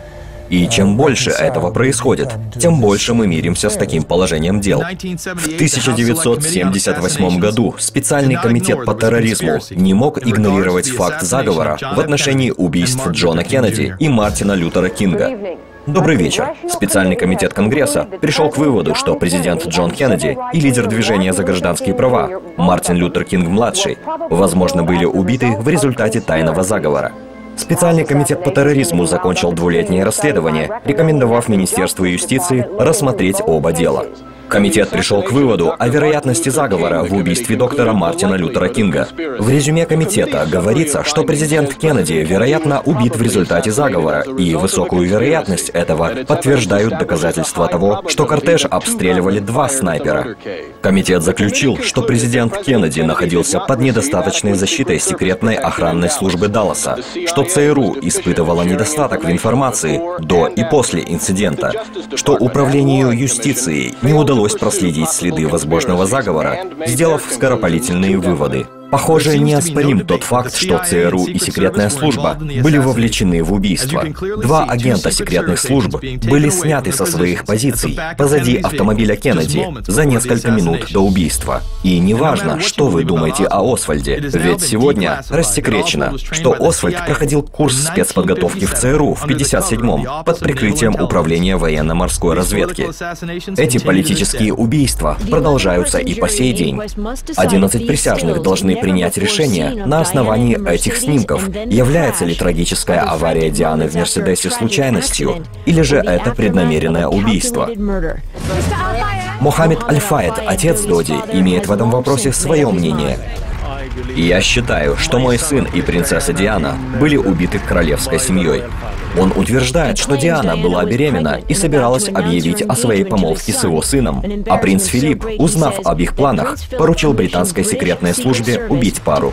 Политическое убийство — это выход для правящего класса избавиться от противника, которого не получается скомпрометировать. Но что они при этом скармливают народу? Фальшивый флаг — это тайные операции, осуществляемые с целью ввести общественность в заблуждение таким образом, будто эти операции проводятся другими организациями, странами или сторонами. Обычно эти операции являются военными. Они хотят создать негативное общественное мнение против государства, под флагом которого проводится операция. Или же они могут не использовать флаг вообще. Такая стратегия не уникальна в истории, она осуществляется время от времени. В последнее время, думаю, мы часто видим ее. Американцев легко убедить операциями под чужим флагом, и я думаю, мы неизбежно станем свидетелями такого рода тактики в ближайшем будущем. Они используются для захвата власти ускоренными темпами. Хорошо документированным современным примером этого является инцидент в Тонкинском заливе. Было два инцидента в Тонкинском заливе. Первый произошел 2 августа. Он был реальный. но незначительный. Второй, 4 августа, 2 дня спустя, был именно тем, в результате которого мы в ответ послали военные самолеты, и который, теоретически, был гораздо масштабнее. Имела место торпедная атака на американский эсминец. Но на самом деле этого не происходило. Когда Макнамара посетил Вьетнам, он подтвердил, что никакого инцидента в Тонкинском заливе не было, а мы очередной раз погрузились в войну. До сегодняшнего дня я так и не знаю, что произошло 2 и 4 августа 1964 года в Тонкинском заливе. Генерал официально заявил, что его флот напал на Мадекс 2 августа, но 4 ничего не происходило. Абсолютно ничего, сказал он. Мы знаем тот факт, что АНБ и ЦРУ тогда сфальсифицировали свои доклады для президента, чтобы они выглядели, будто имела место атака. После падения коммунизма в целях поддержания их военно-промышленного комплекса требовалось создать новые угрозы для удержания людей в страхе перед невидимыми врагами. Более современные пугалки были использованы не только для развязывания конфликтов за рубежом, но и для внедрения страха в широкие массы людей и еще большего урезания их гражданских свобод. Большинство людей все еще верят, что Тимоти Маквей был правым экстремистом, который взорвал здание в Оклахома-Сити, поскольку был обижен на правительство. Люди, имеющие непосредственное отношение к этому событию, рассказывали совершенно иную историю.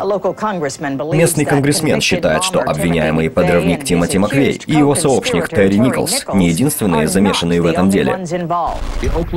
Представитель штата Оклахома Чарльз Ки представил видеокассету со свидетельствами, утверждающими, что Тимоти Маквея видели с другим мужчиной в утро теракта. Он был в кепке, на Тимоти она была надета так, а на том человеке вот так. ФБР в своем первоначальном расследовании занималось активно поисками Джона Ду номер 2. Затем они заявили, что такого просто не существует. Имелись также многочисленные сообщения, что в здании были найдены взрывчатые вещества. Министерство юстиции сообщает, что второе взрывное устройство было обнаружено в здании АП Мура в центре Оклахома-Сити. Майк, вы на связи? Да, я хочу в дополнение сказать, что нам сообщили буквально несколько минут назад, что в здании были найдены 2 других взрывных устройства, кроме того, что было взорвано. Второе взрывное устройство обнаружено и обезврежено. Третье найденное взрывное устройство на данный момент пытаются обезвредить, и, как я понял, второе и третье устройства являются более мощными, чем первое. Саперные бригады вошли в здание для извлечения бомбы, и это было снято на видео. Саперы зайдут в здание с той тележкой, они будут использовать ее для извлечения бомб из здания. Вы видите на ней своего рода контейнер. Они в него и погрузят бомбы, чтобы отвезти их подальше от этого густонаселенного района, и попытаются там детонировать. Я только что у здания увидел другую тележку. Очевидно, они попытаются вытащить на ней из здания третью бомбу, о которой шла речь ранее. Это даже подтвердил в свое время губернатор Фрэнк Китинг. Одно устройство было обезврежено. Очевидно, есть еще другое устройство, и, безусловно, то, что было взорвано в здании, было очень сложным взрывным механизмом. Члены Бюро алкоголя, табака, огнестрельного оружия и взрывчатых веществ были предупреждены заранее о взрыве. Он видел грузовик саперного подразделения полиции возле здания Мурра еще за 2 часа до взрыва. У него была эмблема на боковой двери с надписью вроде «Команда саперов». Это меня удивило. Другой свидетель, аноним, заявил каналу NBC News, что даст показания суду присяжных о том, как заранее был предупрежден агентами ATF, работающими в здании, не приходить на работу.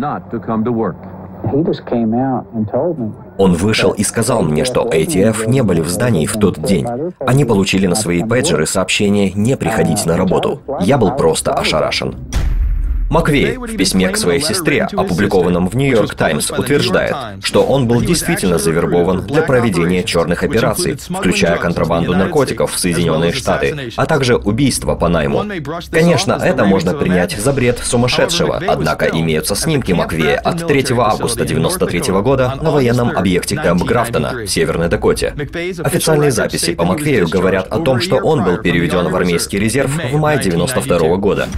Еще более интересно, что объект Кэмп Графтон в то время специализировался на обучении войск взрывчатым веществам и подрывной деятельности. Все пленки с камер безопасности тогда были собраны и классифицированы. Но в 2009-м, когда эти записи наконец увидали свет, оказалось, что на них, как по волшебству, отсутствуют кадры взрыва, под предлогом того, что именно в тот момент на видеомагнитофонах меняли пленку. Дело назвали индивидуальным экстремизмом и использовали для уничижения критики мирового правительства и создания атмосферы страха среди населения.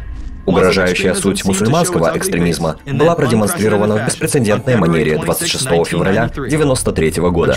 Грузовик с бомбой запарковался на автостоянке Всемирного торгового центра. К счастью, подрывникам не удалось выполнить правильно инструкции и припарковаться возле основной опорной колонны здания. Однако мало кто знает, что бомба была собрана под контролем ФБР, осведомителем этой организации. Эмет Салам, бывший офицер египетской армии, а также завербованный ФБР тайный агент, был в действительности тем, кто собрал ту бомбу. Он начал записывать на пленку беседы с сотрудниками ФБР, когда ему сказали, что бомбу следует начинить настоящими взрывчатыми веществами, а не их безвредными заменителями. Прошлой зимой ФБР хвалили за быстрый темп в расследовании этого теракта и привлечении 4 подозреваемых к суду. Сегодня же имеются данные о том, что ФБР, возможно, было в курсе этого события заранее, через осведомителя, и, может, даже смогло бы предотвратить взрыв, унесший жизни 6. Обратите внимание, СМИ подчеркивают, что ФБР, возможно, удалось бы это остановить. Но они умолчали о факте, что бомба была собрана агентом ФБР, под присмотром ФБР и окружного прокурора. Агентам ФБР, возможно, удалось бы предотвратить ужасный взрыв в феврале прошлого года во Всемирном торговом центре. Они говорили о тайной подмене взрывчатого вещества безопасным порошком, но не сделали этого, согласно заявлению их собственного информатора Эмада Салема. Салем без ведома ФБР тогда записал много разговоров с его инструкторами. Именно та запись, где Салем общается со своим инструктором из ФБР, увидела свет через несколько лет после суда. Вам платили регулярно за полезную информацию. Я имею в виду, расходы были выше обычных. И это на самом деле оспаривалось. Не говорите об этом Нэнси. Но мне придется сказать, ну, вам виднее. Да, поскольку она была откровенна, я был тоже честен. И все было сделано официально. Я в курсе. И теперь это сомнительно. Нет, это не сомнительно, это просто немного нестандартно. Окей, я понимаю. Я вижу, вы думаете, что все в порядке, но я так не думаю, потому что мы уже собрали бомбу, которая взорвана во Всемирном торговом центре. Ее сборка проходила под контролем бюро и окружного прокурора. И мы все были в курсе этого, и мы знали, что бомба собирается. Кем? Вашим тайным осведомителем. Вот такое удивительное обстоятельство. После обвинения мусульман, которые не то что сами сделать бомбу, даже корректно запарковаться не смогли, Салем попал под программу ФБР по защите свидетелей, после чего о нем никто больше не слышал. До самого большого и разрушительного теракта на территории США эта страна была на позициях первой реальной мировой сверхдержавы.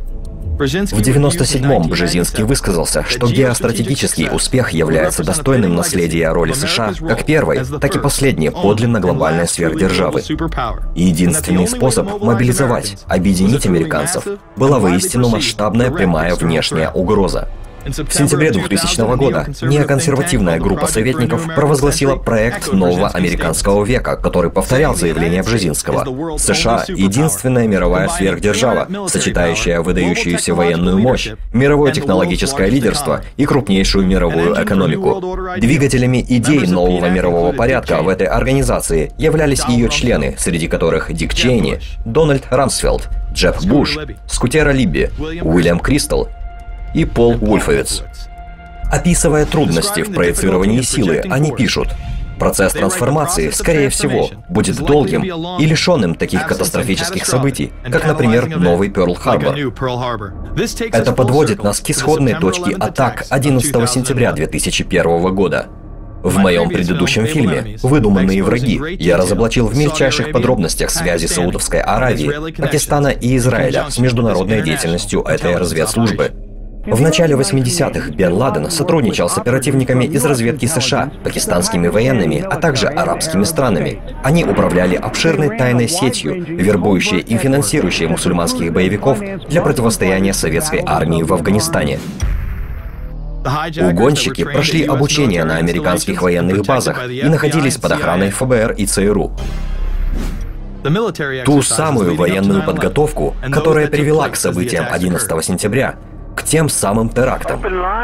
Открытая линия.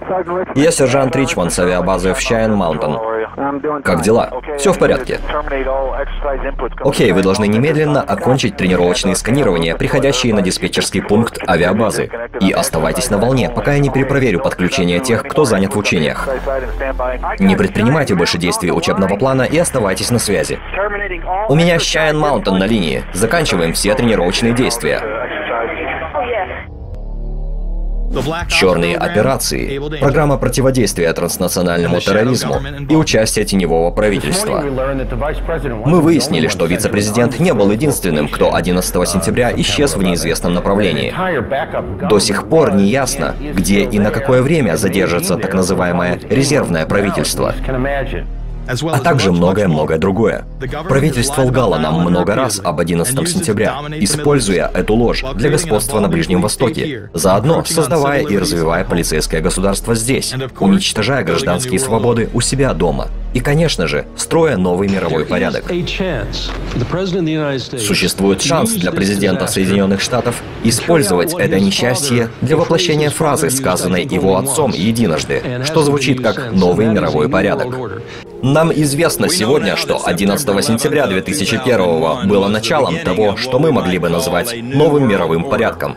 Новый мировой порядок, о котором с таким большим энтузиазмом говорил отец нынешнего президента, похоже, стоит в планах этой администрации на первых позициях. Во время второго срока правления Буша огромное число гражданских свобод было откровенно и нагло попрано под знаменем 11 сентября.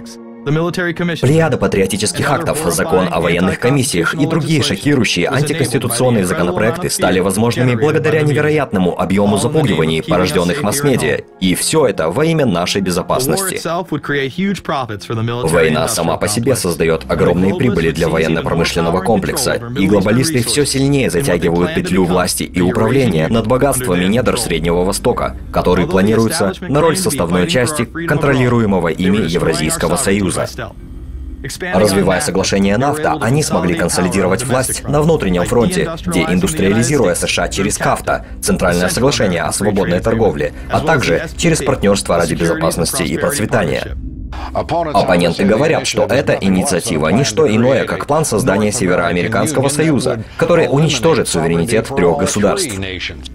Образованный на основе Североамериканского соглашения о свободной торговле, отдел НАФТА в Министерстве торговли занимается разработкой законов и положений для Североамериканского союза, Союза Канады, Америки и Мексики.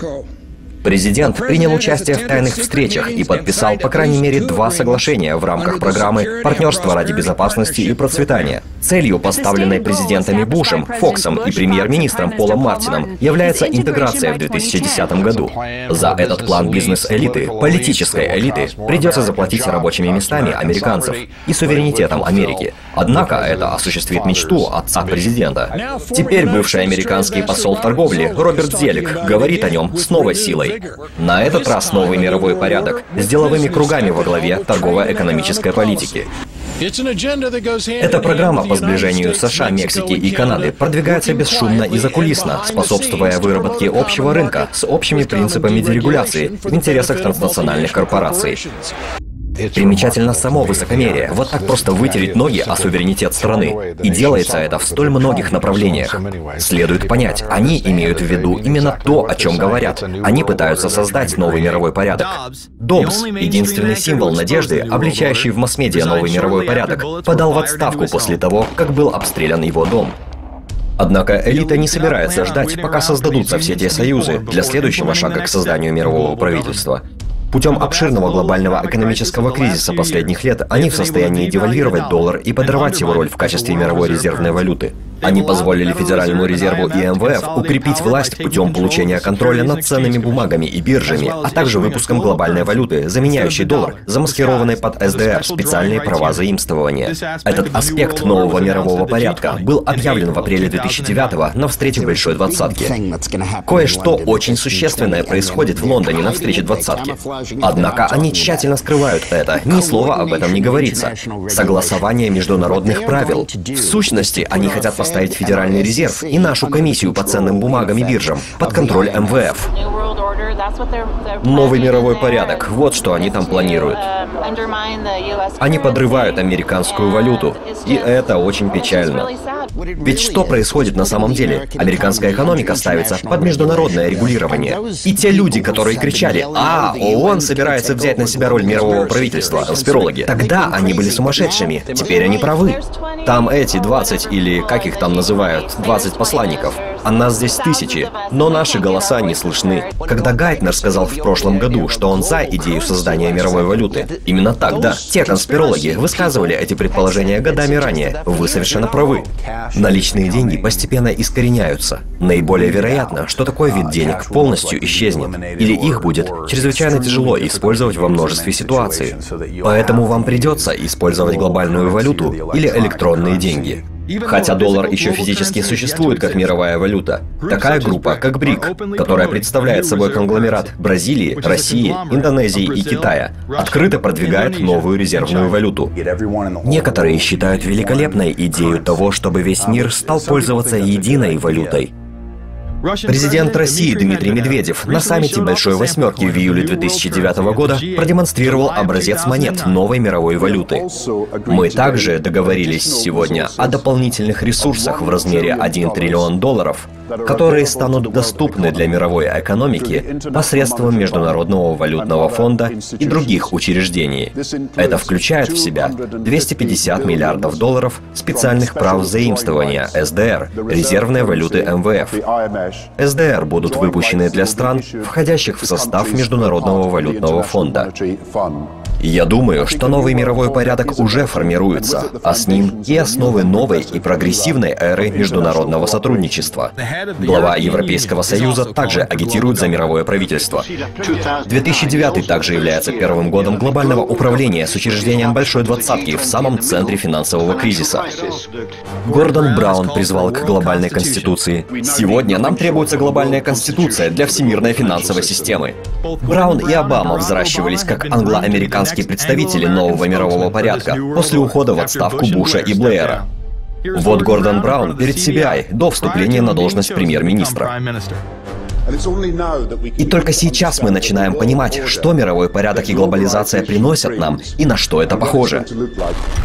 Но что новый мировой порядок означает для таких преуспевающих стран, как наша? Вопрос в том, как мы встретим и как направим эти сложные задачи, чтобы быть уверенными, что Британия усилит свою конкурентоспособность в этом процессе и осуществит то, что, я считаю, является нашей судьбой в успехе достижения нового мирового порядка. Новый мир зарождается. Это новый мировой порядок с весьма необычными и принципиально новыми задачами на будущее. Президент Обама также поддержал схожие взгляды на глобализм. Вот он выступает в Берлине в июне 2008-го с речью, которую масс-медиа нарекла «речью нового мирового порядка». Мы стали свидетелями беспрецедентного события в Берлине сегодня вечером, где тысячи людей собрались услышать ключевую речь о внешней политике Барака Обамы во время его нынешнего тура по Европе. Кандидат в президенты от демократов изложил свое видение положения Америки в новом мировом порядке. В этом новом мире опасные течения несутся быстрее, чем наши усилия по их сдерживанию. И это причина, почему мы не можем позволить себе быть разобщенными. Ни одно государство, каким бы большим или мощным оно ни было, не может справиться с такими проблемами в одиночку. Но идеи о всемирном гражданстве продолжают связывать нас. В этом новом столетии американцам и европейцам в одинаковой степени потребуется сделать большее, не меньшее. Товарищество и сотрудничество между нациями не выбор. Это единственный путь, единственный способ защитить нашу общую безопасность и прогресс всего нашего человечества.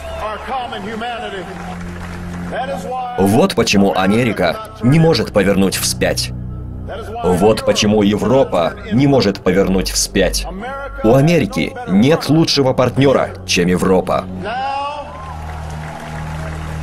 Сегодня самое время воздвигать новые мосты по всему миру, настолько же мощные, как тот, что связывает нас через Атлантику. Настало время объединить усилия путем постоянного сотрудничества, укрепления общественных институтов, объединенных пожертвований и всемирных обязательств в ходе решения задач 21 века. Обама является первым действующим президентом, ставшим одновременно председателем Совета Безопасности ООН, что лишний раз подтверждает его преданность мировому правительству. В эпоху создания нашего общего будущего власть уже не является игрой с нулевым исходом. Ни одно государство не может и не должно доминировать над другим. Не будет успешен мировой порядок, в котором одна нация или группа людей будет стоять над другой. У баланса могущества между странами нету будущего. Традиционное разделение между нациями Юга и Севера не имеет смысла в условиях взаимосвязанного мира. Думаю, что его задачей будет развивать общую стратегию Америки на период, покуда будет создан подлинный новый мировой порядок. Это великий шанс. Глобалисты, подготовив Обаму для проталкивания своих планов, сделали из него эдакого супергероя, чтобы никто не подвергал сомнению любые его действия. Он является продуктом этой системы, которой он сейчас чисто номинально руководит. Ни Обама и ни его демократическая партия в отдельности не ответственны за масштабы его статуса рок-звезды. Заслуга этого — масс-медиа. Все это доказывает, что Обама является непримиримым глобалистом, который не ставит какую-либо державу над другой, несмотря на ее политику. Возможно, в таком случае нам следует выстраивать свое общество по китайскому образцу. Как-никак, а на 60-ю годовщину коммунистического переворота китайского режима Мао, Empire State Building, когда-то символ гордости Соединенных Штатов, был освещен цветами символики, принятой у коммунистических партий разных стран. Фактически, после Копенгагенской конференции ООН в декабре 2009-го Вашингтон-Пост озаглавила свою статью. Результаты Копенгагенской конференции по климату выявляют США и Китай как страны, стоящие во главе нового мирового порядка. Эта конференция была замаскирована под саммит по спасению планеты от антропогенного глобального потепления путем сокращения выбросов углекислого газа. Если взглянуть на предлагаемый 200-страничный документ, становится очевидным, что это еще одна попытка учреждения мирового правительства и создания глобального налога. В разделе 38 говорится: схема нового институционального механизма в рамках конвенции будет основываться на 3 основных столпах: правительство, стимулирующий механизм и финансовый механизм.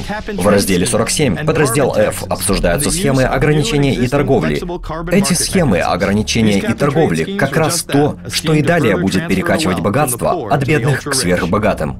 Одним из способов направлять эти изменения — это глобальное управление и глобальные соглашения. Присутствие на конференции нашего президента — это уже государственная измена.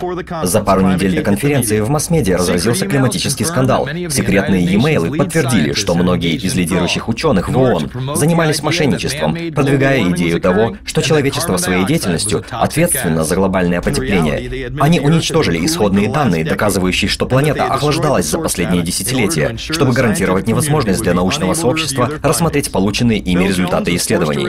Фил Джонс ушел со своего поста в Университете Восточной Англии, а Пен Стейн начал расследование относительно Майкла Манна. Из-за скандала многие страны отказались подписывать соглашение, и только 25 глав государств, в том числе рок-звезда, президент и спаситель Барак Обама, подписали гораздо более короткое и наметанное в общих чертах соглашение. В документе говорится о создании группы высокого уровня и что стороны будут подлежать внутреннему аудиту, контролю и таксации. Конференция по климату в Копенгагене является еще одним шагом в направлении глобального управления нашей планетой.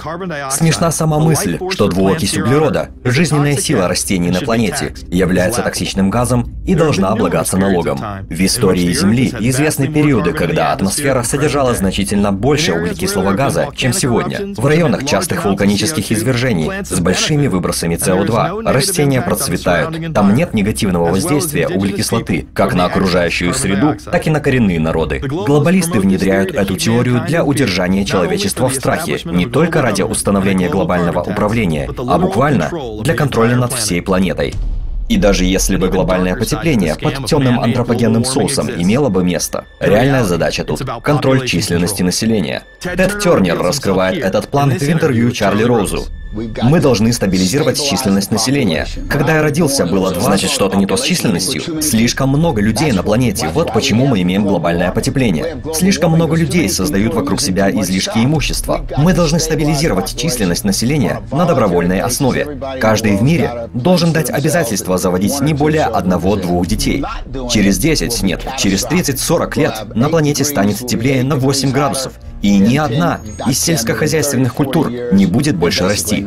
Большинство людей погибнет, а остальные станут людоедами. Цивилизация будет разрушена. Немногие выжившие будут прозябать в несостоявшихся государствах, вроде Сомали или Судана, и условия их жизни будут невыносимые. Засуха будет настолько сильна, что ни одно зернышко больше не прорастет. Если этого не сделать, это будет самоубийством. Невероятно, но когда Тернер встретился с другими глобалистами, Дэвидом Рокфеллером, Уорреном Баффетом, Биллом Гейтсом, Майклом Блумбергом и даже Опрой Уинфри для обсуждения контроля за численностью населения, они были изображены как супергерои. За закрытыми дверьми этого комплекса в Нью-Йорке состоялась секретная встреча одних из самых влиятельных людей на планете — Гейтса, Баффета, Блумберга, Уинфри. Это было похоже, это было похоже на встречу супергероев. В большом зале правосудия Лиги собрались 4 величайших мировых героя. Вместе с ними на совещании присутствовали Джордж Сорос, Тед Тернер, Дэвид Рокфеллер. Они стоят более 125 миллиардов долларов. Новые супермены и чудо-женщина, супербогатые друзья. Они не борются с плохими парнями. Тем не менее, они сражаются за добро. Будет ли супергерой призывать к политике одного ребенка на семью? В недавнем интервью он утверждает, что 2 миллиардов будет достаточно. Это означает, что более 4 миллиардов должны умереть, чтобы ублажить человека, являющегося самым крупным землевладельцем на планете. Есть бесчисленное множество примеров того, как мы в настоящее время воспитываемся для принятия этих условий и веры в то, что все проблемы исходят от человека и его деятельности. От внедрения климатической полиции, мы, углеродная полиция, присматриваем за расточителями энергии, до фальшивых либералов и консерваторов, раскручивающих тематику изменений климата. Давайте взглянем правде в глаза. Мы полярные противоположности. Как мы далеки друг от друга. Я слева, и я обычно справа. Противоречие между нами в крови, за исключением одного вопроса. Скажите, преподобный Пэт, какого? Это наша планета. Заботиться о ней чрезвычайно важно. Мы все должны работать вместе над этим. Либералы и консерваторы. И вы не оставайтесь в стороне. Это дело правое. Ну вот, опять начинаешь. Новый мировой порядок не остановится ни перед чем для достижения планетарного господства, будь то политические убийства, войны, основанные на лжи, и даже фальшивые экологические движения. И поэтому, само собой разумеется, что они долгие годы занимаются слежкой и созданием баз данных на нашей жизни. Администрация Буша является инициатором несанкционированных прослушиваний телефонных разговоров американцев. Но мало кто знает факты, всплывшие в суде, что все основные телекоммуникационные компании тайно записывали каждый телефонный разговор, собирали данные с наших компьютеров и передавали эти данные в Агентство национальной безопасности. Вы слышали, что правительство тайно и безосновательно прослушивает телефонные разговоры? Но есть свидетельство, что контроль ведется также и над вашими имейлами. Правительство перехватывало большинство писем в рамках своей программы антитеррористического наблюдения. Эта программа была подвергнута критике как незаконная, поскольку у нее отсутствовала важная составляющая — ордер на обыск. Кляйн говорит, что несколько лет назад начал подозревать, что AT&T по просьбе Агентства национальной безопасности устанавливала секретные компьютерные устройства для слежки за интернет-трафиком. И это только крупица правды, поскольку не одна только AT&T была задействована в компании, и не одни только имейлы были проблемой.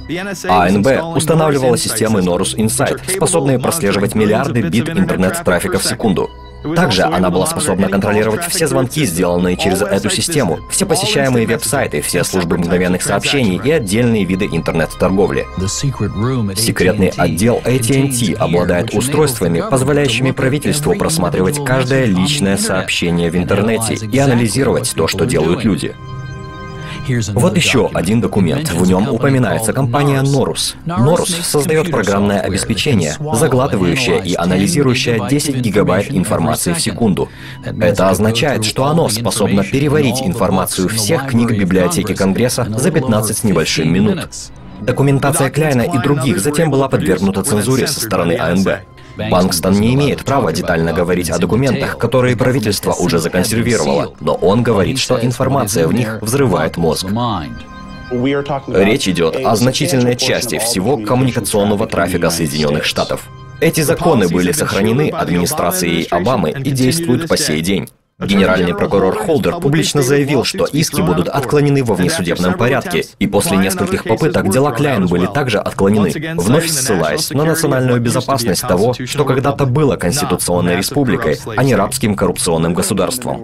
Жизнь в новом мировом порядке для среднего гражданина, для человека, как вы и я, по существу, будет рабством. Мы никогда не будем иметь возможность вырваться вперед, накопить достаточное состояние для обеспечения собственной старости или для реализации своих нужд. Мы будем постоянно работать на тех самых.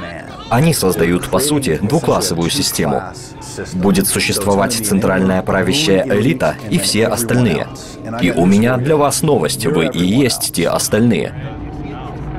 Новый мировой порядок, существующий уже сегодня, вращается вокруг создания глобальной технополии правящей элиты, в которой они будут контролировать и доминировать над серьезно сокращенным народонаселением Земли, которое будет рассматриваться ими как домашняя живность.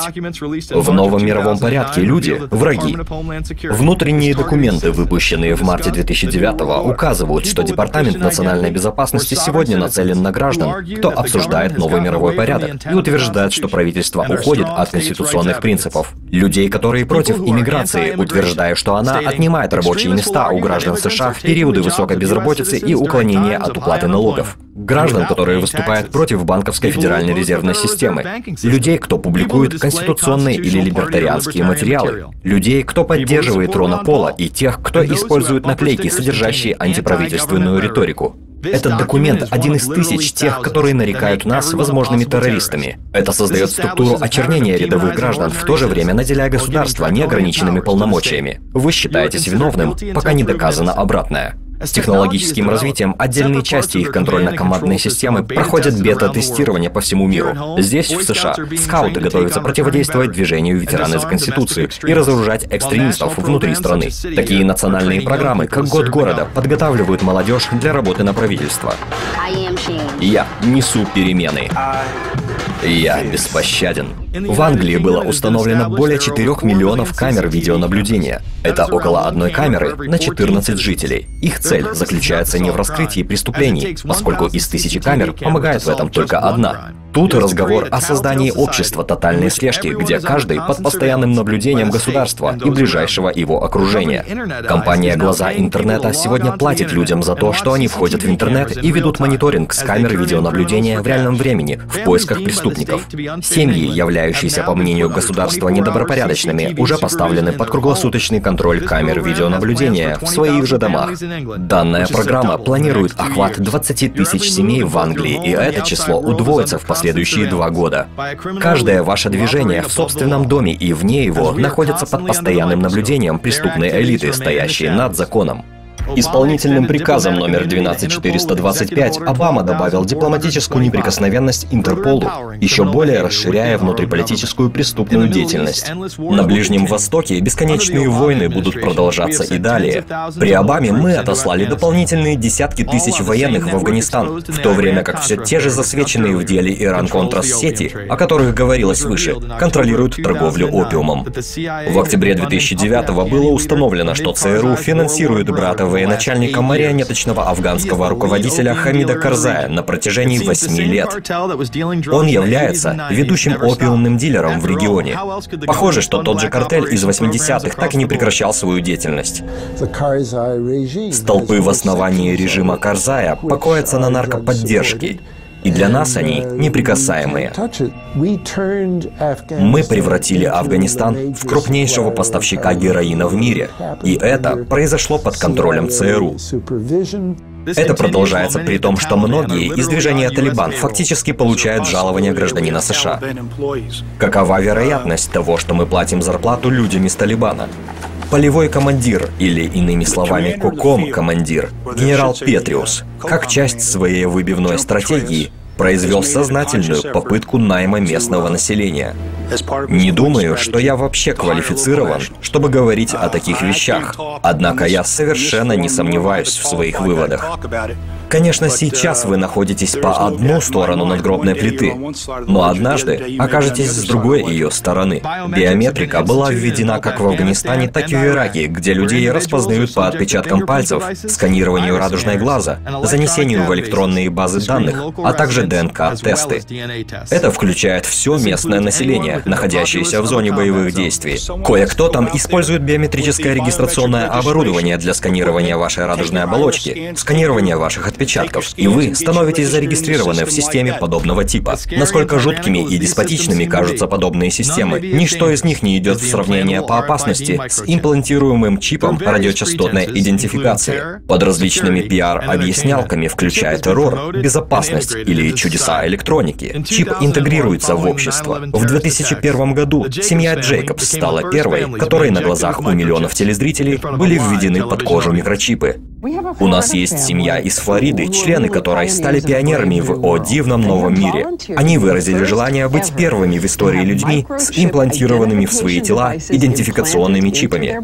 После 11 сентября я очень забеспокоилась о безопасности своей семьи. В 2004-м Управление контроля качества продуктов и лекарств одобрило имплантирование в человека микрочипов радиочастотной идентификации. Однако, начиная с 90-х годов, исследования показывали, что имплантируемый микрочип связан с развитием рака у животных. Но это не замедлило программу по контролю. В Барселоне, чтобы получить VIP-статус в эксклюзивном ночном клубе «Бага», требуется поместить чип под кожу. Простое сканирование руки дает им вход без очереди. Также VIP-клиенты расплачиваются за напитки. Интересная новость. Более 100 сотрудников правоохранительных органов в Мексике имеют имплантированные в руки микрочипы. Это позволяет сканировать человека, как если бы он был коробкой чипсов на кассе в супермаркете. Генеральному прокурору Мексики и его 160 заместителям были имплантированы микрочипы. Генеральный прокурор сказал, что эта мера должна обеспечить доступ к нужным людям в ограниченных областях. Сегодня эти устройства, кроме пиара, что будут содержать все ваши медицинские данные для скорейшего спасения вашей жизни при несчастном случае, также рекламируют как перспективный инструмент для видеоигр. Разработчик Sega Yu Судзуки планирует развитие игровой технологии с использованием имплантируемых чипов. Он заявляет, не надо бояться возможности имплантации в свое тело своего рода чипа, чтобы иметь возможность следить за жизненно важными признаками. И разговор здесь не о будущем, некоторые люди уже имеют чипированные тела. Судзуки прав, никогда не было столь же легко заказать микрочип по интернету и имплантировать его себе под кожу, как сегодня. Микрочипы, имплантированные в кисть, руку или плечо, это только начало. Некоторые уже имплантируют чип прямо в мозг, что позволяет слепому видеть, глухому слышать и многое-многое другое, в том числе возможность скачать информацию напрямую в мозг и моментально связаться с кем-либо в мире, создавая тем самым всемирный разум. Очень интересно, что то, к чему стремится новый мировой порядок, это движение к системе, идентичной той, где действуют принципы имплантирования микрочипов, РФИДов, сканирования отпечатков или специальным татуировкам штрих-кодам. Представьте себе планету, где каждый человек должен быть чипирован при рождении. Это станет окончательным инструментом реализации в системе мирового управления и контроля, в которой элита господствует над массами, полностью контролируя их жизни. Это, конечно, страшная и опасная ситуация, и те из нас, кто убежден, что данная система, не спеша, но уверенно, разрушает нашу страну, должны изменить такое положение дел. Но мы не можем рассчитывать в этом ни на избранного президента, ни на Конгресс. Мы тем или иным образом должны мобилизировать технологические ресурсы интернета для создания своего рода новой политической силы в этой стране. Есть ли еще что-нибудь, что мы должны знать о господствующем классе? Политики, лидеры в бизнесе и деятели СМИ часто изображаются как столпы морали, сами себя нарекая христианскими консерваторами. Ничто не может менее соответствовать истине. Многие, прошедшие Ельский университет, впитали доктрины секты Ордена Черепа и Костей, элитного тайного общества, маскирующегося под братский союз. Ельскому университету в этом году 300 лет. Когда вы посетите его дворы, вы увидите все еще существующие по сей день чудные строения, напоминающие могильники, в которых проводит встречи легендарное секретное общество. Их престиж и значимость потеряли большей частью свою актуальность, но ритуалы по-прежнему тайна. И когда мы узнали, что некоторым предприимчивым операторам удалось заснять знаменитое общество черепа и костей, мы также не смогли устоять. Говорят, что череп и кости — это братство братство Ельского университета, но в действительности это организация, уже окончивших учебу в нем. Орден был основан в 1832 и не является обычным братством. Люди не дают обещаний, они сами выбирают, кем хотят стать. Поэтому они вербуют 15 человек ежегодно. Те, на кого пал их взор, станут влиятельными фигурами в будущем. Многие из тех людей происходят из богатейших и влиятельных семей, поскольку ожидается, что они имеют достаточные возможности для становления их на позициях власти, что принесет в конечном итоге пользу клубу. Видео демонстрирует новичков или посвященных, целующих череп. Затем они проходят имитационный ритуал жертвоприношения. Жуткие крики, записанные на пленку, включают монотонные воспевания. «Дьявол равен смерти», «Смерть равна дьяволу». Настоящие славные квасцы, включая сенаторов Джона Керри и Джона Чаффи, генеральный секретарь Кабинета министров Эверилл Гарриман и 3 президента — Уильям Тафт, Буш-старший и Буш-младший, стараются избегать разговоров про череп и кости. Он все еще существует? Это настолько все тайно, что я даже не уверен, что он еще существует. Бывшие и теперешние члены черепа и костей были президентами, главами ЦРУ, сенаторами, верхушками из бизнес-среды, вроде огромных корпораций. У этих людей имеется сеть, которая приводит их к таким влиятельным должностям, о которых большинство людей могут только мечтать. В 2004-м Буш шел против своего приятеля по черепу и костям и дальнего родственника, Джона Керри. Вы были оба членами тайного общества «Череп и кости». О чем это говорит нам? Не о многом, оно ведь тайное. И что, есть какое-то заветное рукопожатие? Какой-то секретный код? Да нету там секретов для обнародования. 322 — загадочное число. Там все виды тайн, Тим. Вы оба были членами тайного общества «Череп и кости». Оно настолько тайное, что мы не можем говорить о нем. Что это значит для Америки? Конспирологи будут в бешенстве. Уверен, что да. Я не знаю, я не видел. А число 322? Я не... Действует сложный, оккультный, ритуальный механизм входа в эту группу, членство в которой пожизненное. Этот культ смерти и оккультизма продолжается еще долго после окончания колледжа. Позже в жизни эти языческие ритуалы проводятся в сосновых лесах Сономы, в Калифорнии. Что такое богемская роща? Это вроде летнего лагеря для мировой элиты.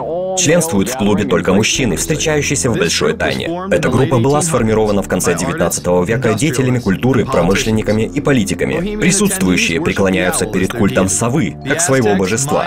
Ацтеки, майя и другие выходцы из Центральной Америки считают сову символом разрушения и смерти.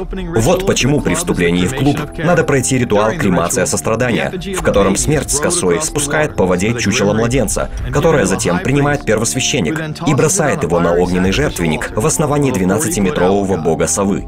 Это ритуал, основанный на поклонении силам природы, где сжигается сострадание. Совесть символически отбрасывается, и они начинают игнорировать боль, которую причиняют другим, во имя успеха своих собственных целей. В обряде кремации сострадания, который открывает 3-недельное нахождение в их лагере, тело куклы сострадания, символизирующее несчастье и беспокойство, сжигается на алтаре перед огромной статуей совы.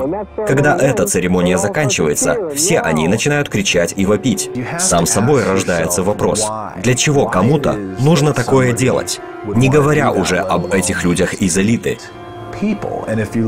И если рассмотреть элиту, что существовало на протяжении истории, многие люди из нее достигали вершин власти через оккультизм. Они стремятся сверхъестественными путями прийти к власти. Почему же христианские консерваторы, такие как оба Буша, Ньют Гингрич и другие, участвуют в лесных ритуалах?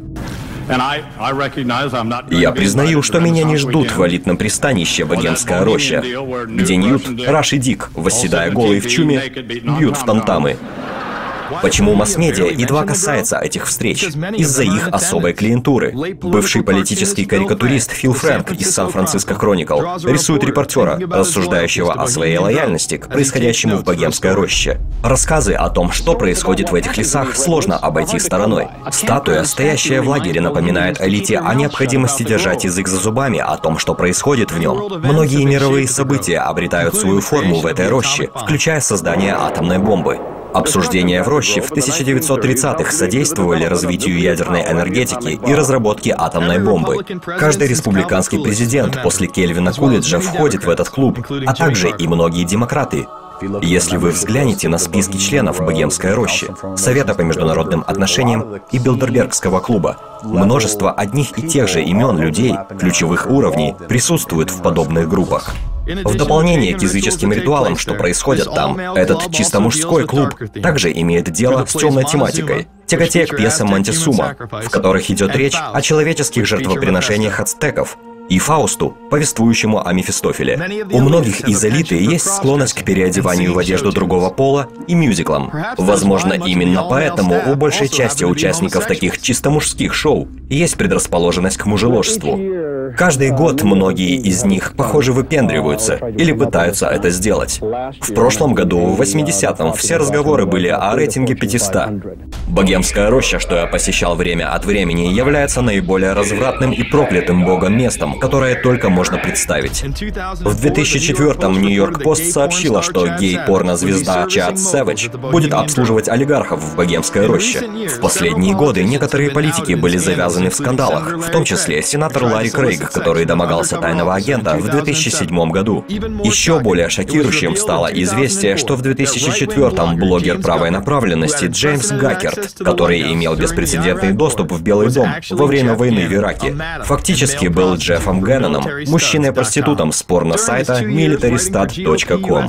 За 2 года его работы корреспондентом на GOP.USA и Talon News Геннон официально более 200 раз посещал Белый дом.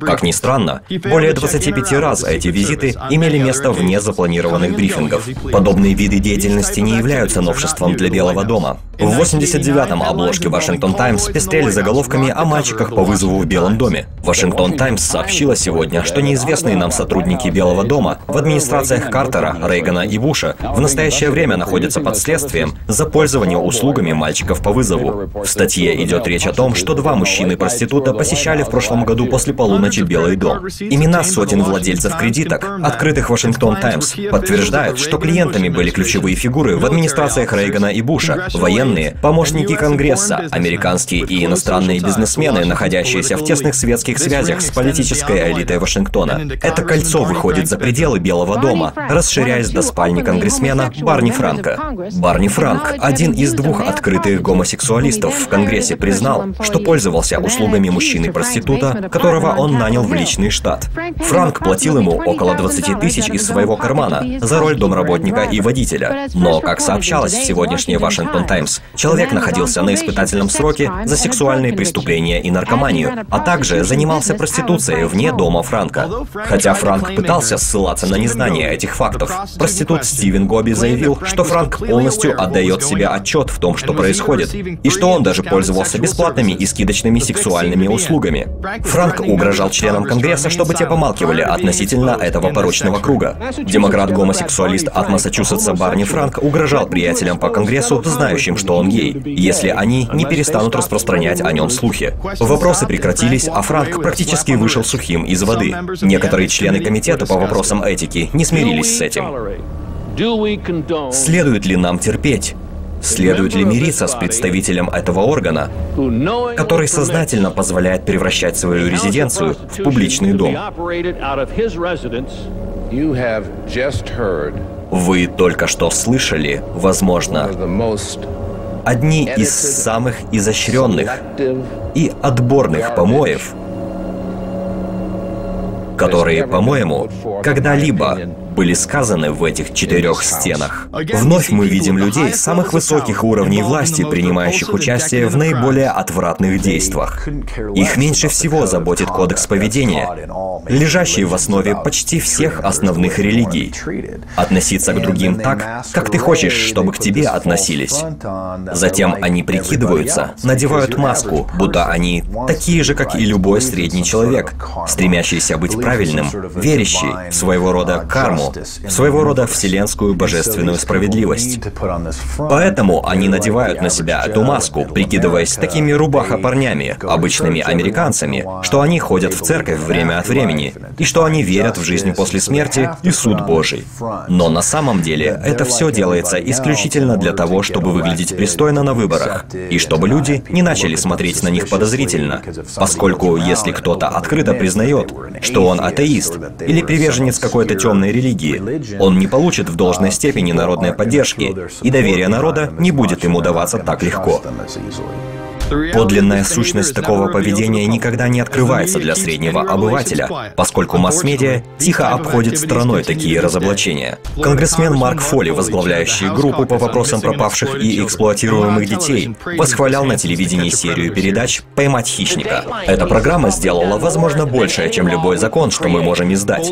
Фолли впоследствии был задержан за совращение несовершеннолетних мальчиков. Конгрессмен Марк Фолли, который отстаивал закон о защите детей 2006 года, подал в отставку за отсылку неуместных e-mail'ов и СМС-сообщений школьнику, что был задействован в программе секретарей Палаты представителей. И еще раз никаких мер не было принято. Фолли сразу лег в реабилитационный центр. Никто не был обвинен за какое-либо преступление. Класс хищников действует подобно римским императорам, отрываясь на полную, что включает и секс с молодыми мальчишками, в то же время изображая из себя набожных людей. Безумие, что мы позволили хитросплетенному элитному преступному классу управлять нами, позиционируя себя спасителями планеты. Мы выяснили, что они не остановятся ни перед чем для достижения своих целей и не несут никакой ответственности за свои преступления.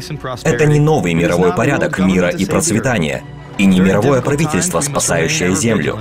В трудные времена мы должны проявлять бдительность в отношении, казалось бы, положительных вещей, навязываемых нам.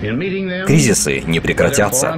Сталкиваясь с ними, большими или малыми, местными или иноземными, существует соблазн принять некоторые эффектные и дорогостоящие меры за чудесное решение всех нынешних трудностей.